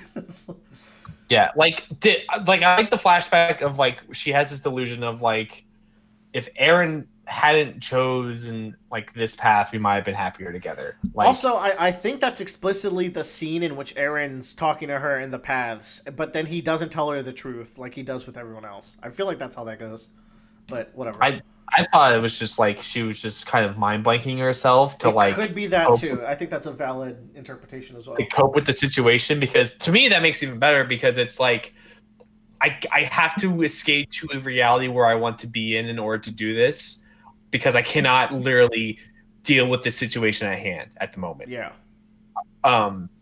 So it's, but the thing is, like through most of the series, is that she's just badass warrior woman, which is not potentially bad. Yeah, she has great action scenes here and there, you know, for sure. And it's just, I don't know. I think that final chapter really does push her down so much, and that's why I was like C tier, potentially. So where I wanted to put her is the top of D. Oh. I did not like her, and then I had hopes, and now I hate her. So the final scenes is her simping over Eren's grave. How long do you think she's gonna be simping over that grave? Optimistically, it's years. Optimistically. Yeah, at least it's not character assassination. But hey, because we could expect this. We still got some assassins out here. Yeah, you're right. It is in line with the character. It's like Jaime Lannister in Game of Thrones, where it's like, man, you were going somewhere and then you threw it away in your last moments. And it died with your incestual sister, you fucking cuck. So I feel like if I want D and you want like B, I think bottom of C is fine for us. C then. Man, because it's like no. Let's move on. Fuck it. Fuck him. Armin. Yeah. So for a long time, actually for the entirety of Attack on Titan, from episode 1 to the final episode, Armin has always been my favorite character, which I don't think is super popular. I feel like Levi and Eren and even Mikasa are more popular picks for favorite characters. The thing about Armin is the entire reason why I kept watching Attack on Titan. Armin, in this world of edginess, gloominess, zombie story that I just was not connecting with, Armin was the beacon of hope who, from even season one, was the strategical, like, clutch guy. He wasn't super brave initially, but he grew into a role of being the strategical guy, and he's still flawed the whole way through. Because even in, like, season 3, he has that scene where it's like, Jean, can you take over for me? I'm like, freaking out here, man. During, like, that big fight. Like, yeah. He feels like a human being stuck in this, like, he's a character that everyone's like, oh my god, you're so smart. We'll use you to figure it out. And he's like, I really don't have the confidence. Yeah, he's like, I can't always come up with the idea immediately. It's so stressful. It's overbearing. Like I've been that person before, like group projects or at work, where it's like you were throwing all this on me, but like I kind of just need someone else to literally take something off of my plate. Yeah. And it sucks when you can't do it. I've always liked his relationship with Eren. Like, even to the finale, like, I can understand Armin and Mikasa being simpy over Eren as opposed to the rest of the crew because, like, that was his best friend. Like even Armin, like, in Path was kind of calling Eren out on this bullshit too. He was like he was super upset when he gets the real number, and in the final translation, his line is, "I'm going to like." Thank you for becoming like a murderer for us, or I think it's like thank you for doing the greater evil. I am not letting your error go to waste. So he still admonishes him as his last line. So it's like, that's much better than what Eren, thank you for becoming a mass murderer for us. Yeah, that's a god tier line. But it's like, Eren, you are the reason why I'm here today. You are my inspiration. You are my best friend, but fuck you. I'm going to make sure that I can pick up your mess and run with it. See, that's so much better than the fucking... Yeah, that's his character was only slightly assassinated there at the end. I don't even say that. That kind of is better character growth because previously Armin was very much just looked up to Eren as like a big brother. And like he was the little brother of the group. Yeah. So now he's at the point where now he feels like, I know better than you, Eren, and this was 100% wrong. You should not have done this. Yeah. Like, I love you, but fuck, you should not have done this, and I'm going to fix this mess that you've made. Enough, like, other cool things. So, like, in the tough times, I always look forward to Armin. I didn't watch season 2 right away. And then I read that Armin dies. A chapter came out and Armin died. And I said, I am never going to read that series. If Armin's not alive, there's no one in it for me. This was before I started caring about Reiner and Bertolt and Irvin. But, like, at the time, at the end of season 1, I only cared about Armin. I didn't care about Jean or Sasha yet. I only care about them in rewatches, you know? So it's like, fuck. But, I mean, it's the chapter before he gets revived again, so, like, I didn't know that at the time. I was like, fuck Attack on Titan. I believe, like, I actually, like, spoiled myself on that because that volume came out, and I was like, I wonder what's on the last page of this volume, and it's, like, Armin's dead corpse being cradled by Eren. Yeah. And I was like, oh, okay, and then I closed the book. And, but, like, I'm glad he lived. He was super clutch the whole way. I like his death scene is so good. I think it's overshadowed by the badass Levi scene in the same episode. That's probably the best episode of the entire series. It's called Hero. It is like number 2 in IMDb. But he has that flashback with Eren. It's like, Armin, why do you take this shit from these bullies? Why don't you fight back or run away? Or like, basically, Armin says, I don't run away, therefore they don't win. And that's what he does in the final battle. He stays there and takes the heat for as long as he needs for Eren to get the kill. And then Eren has to fight for him being the one to revive. And he says, I'm not the one who's going to save humanity. It's going to be Eren. And that is a great line, by the way, Isayama. I love that foreshadowing because that's exactly what happens. And then in the end, he becomes Helos. He becomes the real Helos. I am the man who killed Eren Yeager. And while they didn't write it super well, they can definitely write a scenario where Armin can spearhead people just not immediately attacking Paradis. And here's where the ending is, like, not inherently bad. I think some people are like, there's no way you can write this ending where Paradis is not the villains. I feel like, first of all, I feel like they could have killed 50% of humanity and still had, like, a good... I don't think they had to go 80% to get this ending. Yeah. I feel like they could have gotten the ending where, like, you know how the U.S. is hated by a lot of countries, but we're not actively in wars all the time, you know? Like, because the U.S. is a big economical source. We help out other countries and we insert ourselves very badly into other countries and take over. So like there's all these sorts of politics that happen to why we're not always in war despite being the number one target. Paradis would have become the same thing. They have Ice Burst Stone, which is a mineral that is only found in Paradis and is the whole the whole reason why they moved to that island was because of that stone. It's like Attack on Titan is partially a battle for oil in that land.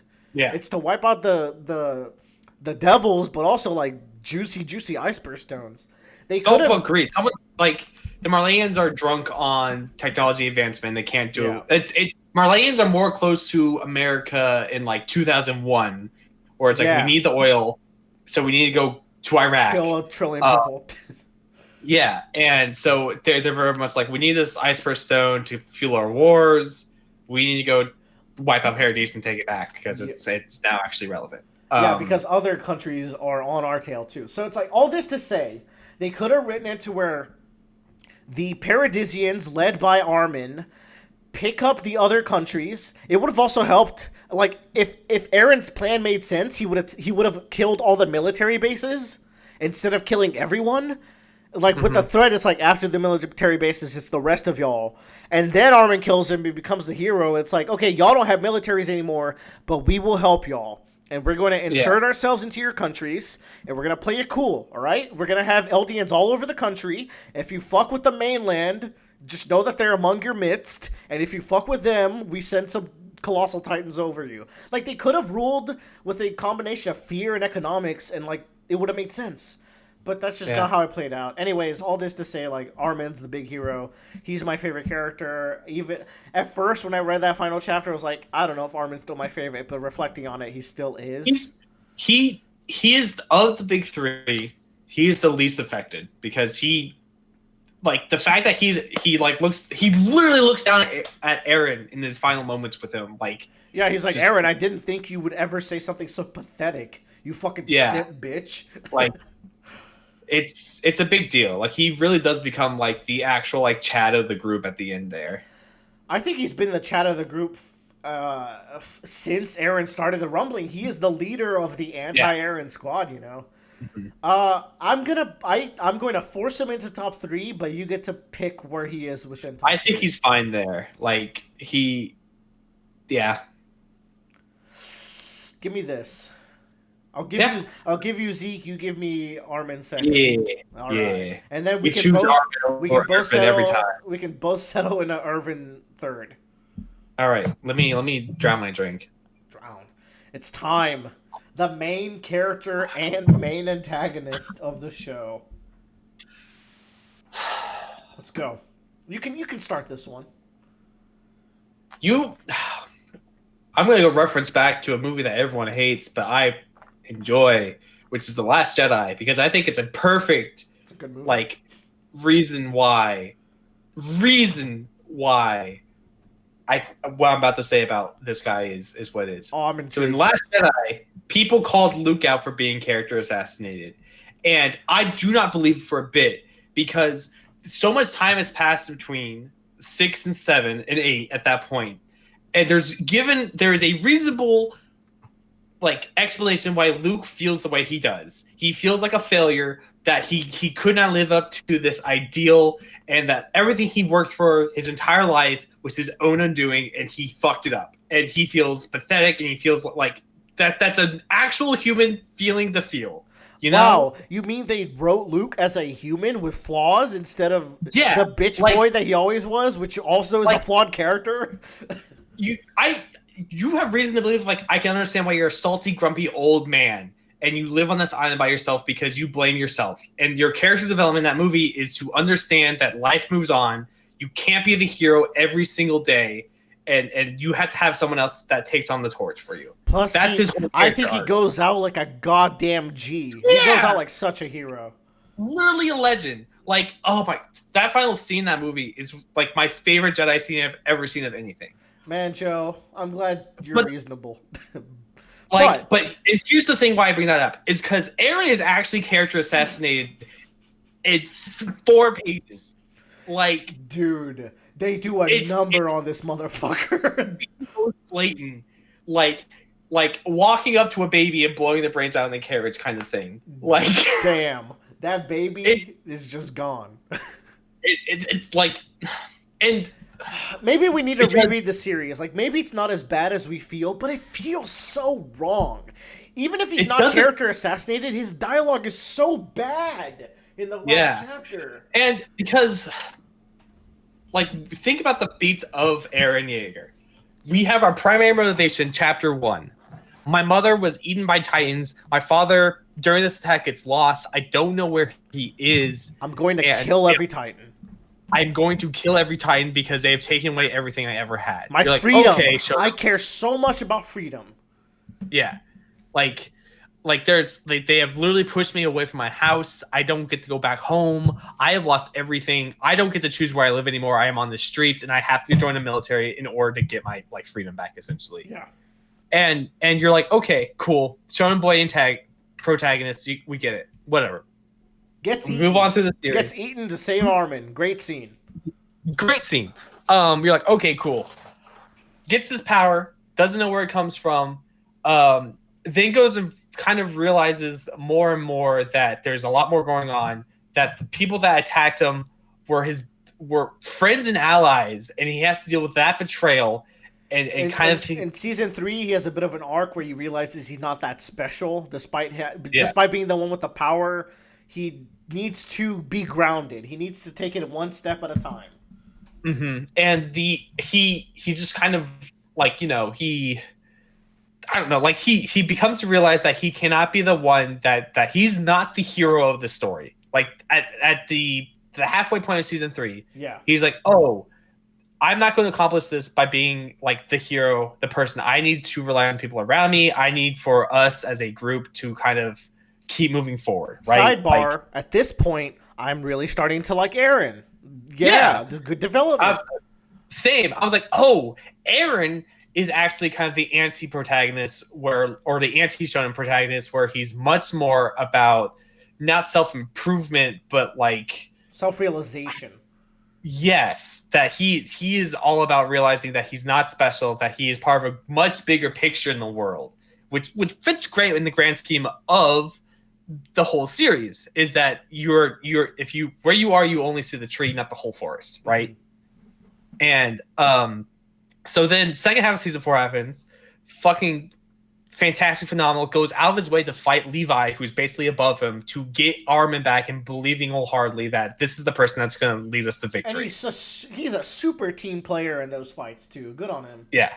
Like, and he even to the point where like he knows that Armin might probably die in this whole effort that they're going to do to defeat the Colossal Titan. But he puts his entire trust in Armin and just goes like, I'm going to let you sacrifice yourself because I know it's for the betterment for everyone else. Well, he doesn't know Armin's going to sacrifice himself, but like Armin's like, I'm not a hero, Eren, so I'm going to pussy out when it gets too hot. And he's like, no, Armin, you were always the hero of this story. Yeah. And I think that's great. That's like an almost passing of the torch to the main character role, because Reiner becomes a main character for a little bit, but then Armin becomes the real main character by the end. Yeah. So then we keep moving, and during this whole time, Eren still really is striving to free this curse or boundary that has been placed upon him and now his friends. He wants to make sure everyone is like, it's expanded out to the point where he doesn't care about his own freedom. He cares about everyone else's freedom more, right? And then there's a turning point. And it's two-piece. One is him seeing Grisha's memories, and that fucks with him a little bit. He reads the journal, and then he sees what Grisha and Kruger went through, and he realizes they've been killing patriots. He realizes that there's enemies outside the walls. He says later that he was disappointed that there was enemies outside the walls, which I can't see how that fits into where he ends up, to be honest. But the real big kicker, and it's a scene that I love, is when he kisses Historia's hands. And then there's a brief time skip, and the Eren we see is not the same person. They get to the ocean, and all he's thinking about is killing. And I'm like, where is this character going? Oh my god. He's had this realization. Like, he now realizes that so the end of season 3 is them conquering the initial threats like the actual initial threats of his life, which is the Colossal Titan, the Armor Titan, and The the Titans Beast of Titan. the Wall, yeah. Yeah. So like they capture the Colossal Titan, it's now in their grasp, and basically with that point they can fight off whoever they want, like Titan wise. It's not a problem. Like they literally have the nuclear bomb. They have the two like strongest Titans now. It's fine. Yeah. So it's like, oh, okay. Well, now protagonist character would be like, now we just need to make sure that we prove to the people of the world that we can protect ourselves and we're not someone to fuck with, and we have like maybe like one more class where it's like, all right, we respect you, we're gonna leave now. It's like, okay, fine. But that's not what Eren does.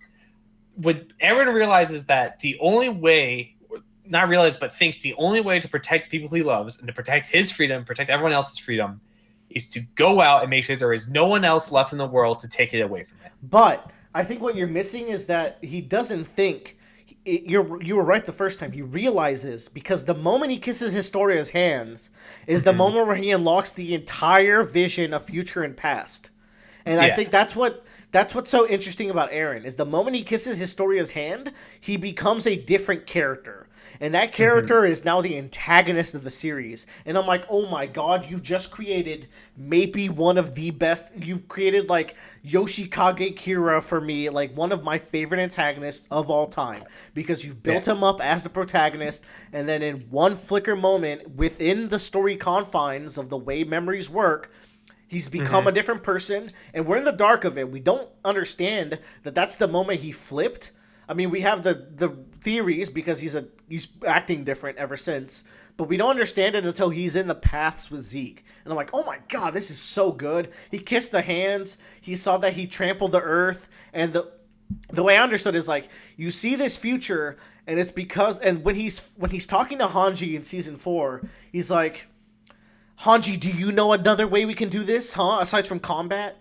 And she doesn't have an answer. It's like, that's right, because if I did the rumbling, it's because we didn't find a way. Therefore, I have to do the rumbling. And I'm like, oh, what a cool motivation. Like that. This is so cool. And like, you're such an asshole now, Eren. Like, it's just cohesive. But then it doesn't quite play out that way. And it goes well for a long time, I think. A long time. And he goes AWOL. He goes and gets the Warhammer Titan. He like forces Marleya into a conflict and Paradis into a conflict. Yeah. He's going crazy, and to the point where he's fracturing his own nation. And like, to him, he's just like, people are just realizing what they need to do to get freedom. So I'm not going to fight it. I'm not. They're doing what they want to do. This is the path to freedom. I just have to keep moving forward. Yeah, and so you're like, cool, great, awesome. Pretty much all the way up until chapter 138, you're like, Eren has gone crazy. He wants to, like, you kind of get his side, where it's like, if I eliminate everyone that's a potential threat, there are no more threats. It goes two ways. It goes two ways, and they both work for me. Either Eren just went crazy, and I still buy it, or Eren goes crazy and wants to be killed, so his friends are heroes, and I still buy it. The second did happen, but the way it plays out kind of shits on everything Eren. So there's Eren 1 and Eren 2. Eren 2 is post-Historia kissing hand. Eren 2 came out, like, he had such a cool aura about him, and it's all ruined with that last chapter, and I think that's what kills it for me. I could still, his plan was basically twofold, okay? And this is how I interpreted it. I'm going to kill everyone, or you're going to stop me and become Helos, Armin. That's plan 1. Plan 2 is I'm going to snap Yamir out of this trance. That one is so flimsy. That second one is so incredibly flimsy. It doesn't really work with how he interacted with her in the past when he was with Zeke. Remember when he's like, come on, Dad, kill the kids. You have to do it. You started this. But then in the last chapter, he's so mopey and sad. If the last chapter had an asshole Eren being like, look, Armin, I know you're mad, but I did what I had to do. You killed me, and now you're going to become a hero, but I'm not ashamed of what I did. Like, if he was the Eren that we saw throughout season 4, it would not have been character assassination. But he was just a mopey, like, yeah, I killed the 80% of humanity. Come walk with me, Eren. We got to talk. I hope Mikasa never loves someone else. And I'm like, who is this? Yeah. It's complete, because, like, throughout the series, Mikasa has this obvious crush on Eren or like affection, Yeah. and Eren's been like, "Yeah, it's Mikasa, it's my sister," or whatever. There's one time he showed potential interest, and is when he's asking Zeke. It's like, "Yo, Zeke, so do you actually know the thing about the Ackermans?" And Zeke's like, "I know some of it, but not really. No." And he's like, "Why would she like you so much?" Likes you. Yeah. It's like, and you're like, okay, so it doesn't make I can't feasibly connect Eren to like be like that towards like Mikasa. Like I can understand if like he's like, I kind of wish I got to spend more time with Mikasa and we could have lived together. Like even if it was just like, I kind of wish I maybe spent a little more time with Mikasa and got to like. That would have been beautiful. It's like I squandered my time with Mikasa. Instead of having that hatred in me, I should have been like Armin and looked for a future and maybe enjoyed the moment. Because like Armin has that scene which makes him like, again, one of the best characters where he's like, you know, I didn't know why we existed, but one day we were hanging out with Eren and Mikasa, and I saw this leaf, and I thought to myself, man, maybe the reason why I exist is to be here right now. And then I had that same feeling when I was reading a good book. I had that same feeling when I was just hanging out with the crew. And honestly, that came out like last month. I was kind of in a place where like that chapter really hit me, because it was like, yeah, like maybe it's not about like what life is about. Maybe it's about like it's important because you're having this intimate moment that is unique to your experience and you're having fun. And like maybe it would be cool if Eren ends up in the same spot where it's like, maybe I should have been less about the hatred and more about enjoying my time with the people that I love, and especially in these last 4 years where I completely obfuscated myself from you guys. But it just doesn't play out in a satisfying way. And then we get the actual revelation of what kissing the hand does, like more so, is that he is able to control past, present, and future more than we actually thought. Yeah. Like, he controlled Dinah to ignore Bertolt to kill his mom. And like, here's the thing, I can see how it makes sense, right? If Bertolt does not become the Colossal Titan, then Armin doesn't get to kill and assist in killing Eren, thus becoming Helos.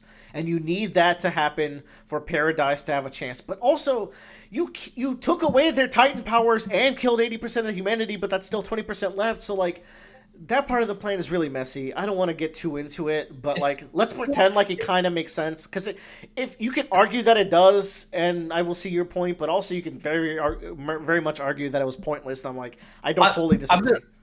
I just want the air where it's like, the thing is like, the whole series starts because Eren's mom gets eaten by a Titan. Yes, like that. That is the number one motivation for him. That is the reason why everything happens. That is the reason he goes on the path he goes. Yeah. And it feels dumb and silly that he is the one that made that decision. I think it's supposed to be like, wow, Eren, you really like, and I think the way Armin treats it's like, wow, you really took a hit for humanity that day by doing that. But it's like, for me, it's how it's presented that bothers me primarily. It's just one page, and they don't talk about the implications of what that means. And, like, I can almost understand why it has to be that way, but it felt like such a, like, it's a plot twist to fuck your mind in the last chapter. Woo! And I'm like, and it doesn't... Come on, man. It just... I don't know. Because... Why can't... Wait, if you can control Dinah... Like, if you can redirect Dinah, just have her not eat your mom or Bertolt. You know, like, I don't know. Like, that needed time to breathe to explain why Eren had to... Eren killing his mom should be half of a chapter of discussion and exploration. It should be... If there was one more chapter, and literally this chapter with Armin was like, where it goes through all of what... Like, if there was a whole chapter that it was Eren... Armin and Eren in the paths could have been a whole chapter. Where like he is manipulating things, he's pushing things, and we see the reason why all these unfortunate things happen is because Eren needs things to be pushed in a certain way, so Armin gets to this spot, right? But much better and kind of more fulfilling in the fact that like Eren saw the future and saw what he needed to do, and so he's a little bit more of a tragic hero. And you take away the symbol for Mikasa, and you have a decent ending and like the character still maintains. You actually have a pretty good one, actually. You take away, and if he stays the aggressive Eren that we saw that entire time, you know, the Eren that looks in the mirror and goes, "Fight, fight." Yeah, that Eren is just sure he's convincing himself to fight, like he's not all the way in it, but he's a cold person who can play the part. That Eren we see in the past is such a soft, like. And like the thing is, Eren's in the delusion while doing the rumbling. He's flying over, yelling freedom in one of the best panels in the entire series as a child. But then, like, I don't. It's so.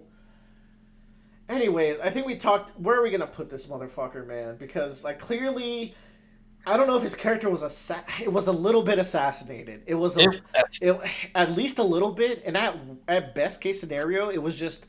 His dialogue was just shit that last chapter. Like that is the best I could give it. But even then, like it kind of ruins if that is who Eren was the entirety of season 4. It ruins everything after season 3. Yeah, because it's like that badass antagonist that I grew to like really get invested in is just a weirdo. Eren bullying his dad is crazy. Yeah, because that does not make sense. It like that scene fucks with me because Eren bullying his dad is so savage, and that is not. I can't see that person from the last chapter doing what he did to Grisha. Yeah, it's like so. One of the big things is imposed will and imposed destiny, right? So when you see Eren do that to Grisha, is the moment in your brain when you're reading, you're like, Eren has actually gone off the deep end and is 100% the villain because he is now doing exactly what every other antagonist has been doing, which is forcing people into a position they have no control over, right? Man, that's really good. Yeah. Yeah. So it's like that's the point where like Eren is gone. Like from season 1, season 2, season 3. Like he's gone. This is an Eren that is all about hate and he is going to impose his will. And so it feels weird. I don't know. It's hard to explain. Like it's just not cohesive. I don't think it's very cohesive. Yeah, it's not cohesive because then you get to the end and you realize that Eren is imposing his own destiny by moving things to make a tragic history for himself. So Armin has a reason to kill him. It's so messy, man. It didn't have to be this way. Yeah, and also like Eren at the end of the story is the most caged. He's the biggest slave at the end. But then, like, throughout that section with the rumbling, he's talking about how I'm going to take away their freedom to keep mine. But Eren, you see the future and the past. You know you've got to the point where you concluded that you're not free already. Like, you introduced time travel in the way that breaks the story. You know how time travel needs to be used sparingly so it doesn't break the story? It kind of does here. It kind of ruins it because Eren knows he's not free at the end of it. He's the biggest slave of all. He's following, like, the vision he saw when he kissed Historia's hand. But at the same time, he has all these lines about freedom throughout the season 4 that don't make sense if he knows what's coming. It also sucks because then like it makes the story feel pointless because it's like, well, Eren already knew the end and already knew how it kind of worked out. So it's like free will doesn't really exist because Eren has proven that he can manipulate space and time to make what he wants happen. If you asked me a month ago where Eren was in this list, it was top 3. If you ask me now, well, that's what we're here to figure out, right? Is it... Where are you leaning? Definitely not A or S. Like I agree. It's either B for bird or C for caca. Or D for dove. Yeah. Like it's almost at that point. Like maybe when the anime comes out and we revisit with Tyler, maybe they change some things and we get to like be realistic. We can get a different perspective on something. But as it stands today, I feel betrayed by what Eren becomes. Mm-hmm. He's just it's hard to look back at that scene. Yeah, it's hard to look back at that scene where they're going through the paths and Grisha betrays. Not Grisha. Eren betrays Zeke, and you're like, what the fuck? Like you think you understand everything, but then Eren's looking at something much bigger and much more worse, what's serious. And then you see him like when he goes into the paths and he talks to all the Eldians, or at least the group, and is like, you don't need to talk to me, literally just come kill me or don't come at all. Like it's like you it's just so weird. I can't wait for video essays to come out and like try to defend this, and maybe they will turn me around. I'm willing to change my mind on this character, but right now, the thing is, like, at his best, Joe, at his best, it was a lie. I can't give him a B. At his best, it was a lie.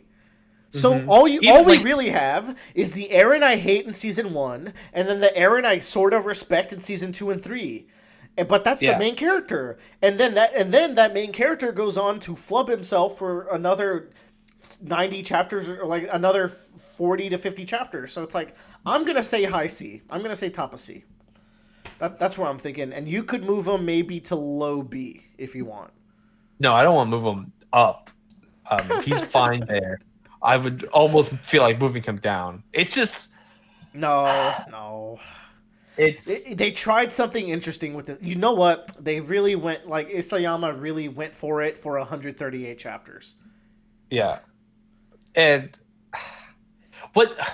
Okay, so like, and the thing is, like, if you want to circumvent my expectations, it's like this doesn't feel clever. This doesn't feel meaningful. It doesn't feel like it relates to the story either. It's the same reason why I hate the Game of Thrones ending, is that like it feels like all the themes you were kind of building around, you just decided to throw out. Yeah, for no real good reason. Yeah, the idea of like freedom in Game of Thrones, like they, ironically enough, they both had the same thing where it's all about freedom and wanting to being able to be secured. That's the big like kind of theme in both of these, is that like I want to protect the future for myself and for my family and for my friends for the future. And what am I willing to sacrifice to do so? And both of them have failed to make a compelling ending. I think this is our tier list, Joe. I think we've locked it down. My question to you, first of all, rest in peace, Ramsay died for a fucking idiot. Yeah. Ramsay was such a good lad. And that scene of him dying is like the most cruel thing in the series, so Jesus Christ. I had to like speed read through that because I could not take it. Yeah, like that chapter's incredible! And it's like, it's just so lame because everything's like, Eren did it because he had to do it because of destiny. That is not how I like my stories. I do not like, I had to do it because of destiny. I want you to have good motivations, and I just don't think he does. But anyways, I am still excited for the anime. There's going to be a lot of good scenes in that final season. But man, I'm excited for that Shinigashima arc, and Gabby blowing Eren's head off is going to be... the episode's going to end on that scene, right? It's going to be nuts. Before the centipede even pops out, it's just going to be the head flying. To be continued. Yeah. Oh, man. And then, like, the rumbling's going to have great scenes, too. And then, I just might not watch the last one unless I don't know. We'll see. Anywho, I hope JoJolion and One Piece don't somehow flub it all with one, like, the equivalent is when like the last chapter of One Piece comes out and Luffy was like, but really guys, I was getting the treasure because I wanted Nami to have a big treasure, and I'm like, wait, what? And I had to do it because my future sight that I learned in Whole Cake Island said that I had to do it this way, and I'm like, what? Mm-hmm. Anyways, thank you for joining us. Attack on Titan, great series, bad ending. I think that's the takeaway. And you know what? This helped me iron out the fact that I still do love this series, because look at all these S's. Like, these characters Zeke are not ruined. Character, like himself, is just such a great kind of like character study about like life. And then Gabby as well. Yeah. Like, I like those characters because we get to see like what their whole thought process is throughout their life, and how genuine, like the way writing. Yeah, like it's genuinely good. It genuinely is compelling, and it's so much about like nature versus nurture, and it's so good. But man, those like Armin's the only one that's safe there, isn't he? Yep. Maybe that's a good. Maybe that's how it always is. Maybe that's how it needs to be. Yeah. But yeah. Yeah, we'll probably do one of these with Tyler in the future. This went on a little bit longer than expected, but also like, yeah, it's not too bad. We had a lot to say about some of these last characters, but like, we just have to get it out. We're also talking about the ending in general, not just the characters. So there's that. Yeah. All right, y'all have a good night. Maybe the reason why we're alive is that we can enjoy tier lists about shit characters like Eren together. Maybe that's why we're here. in this planet. All right.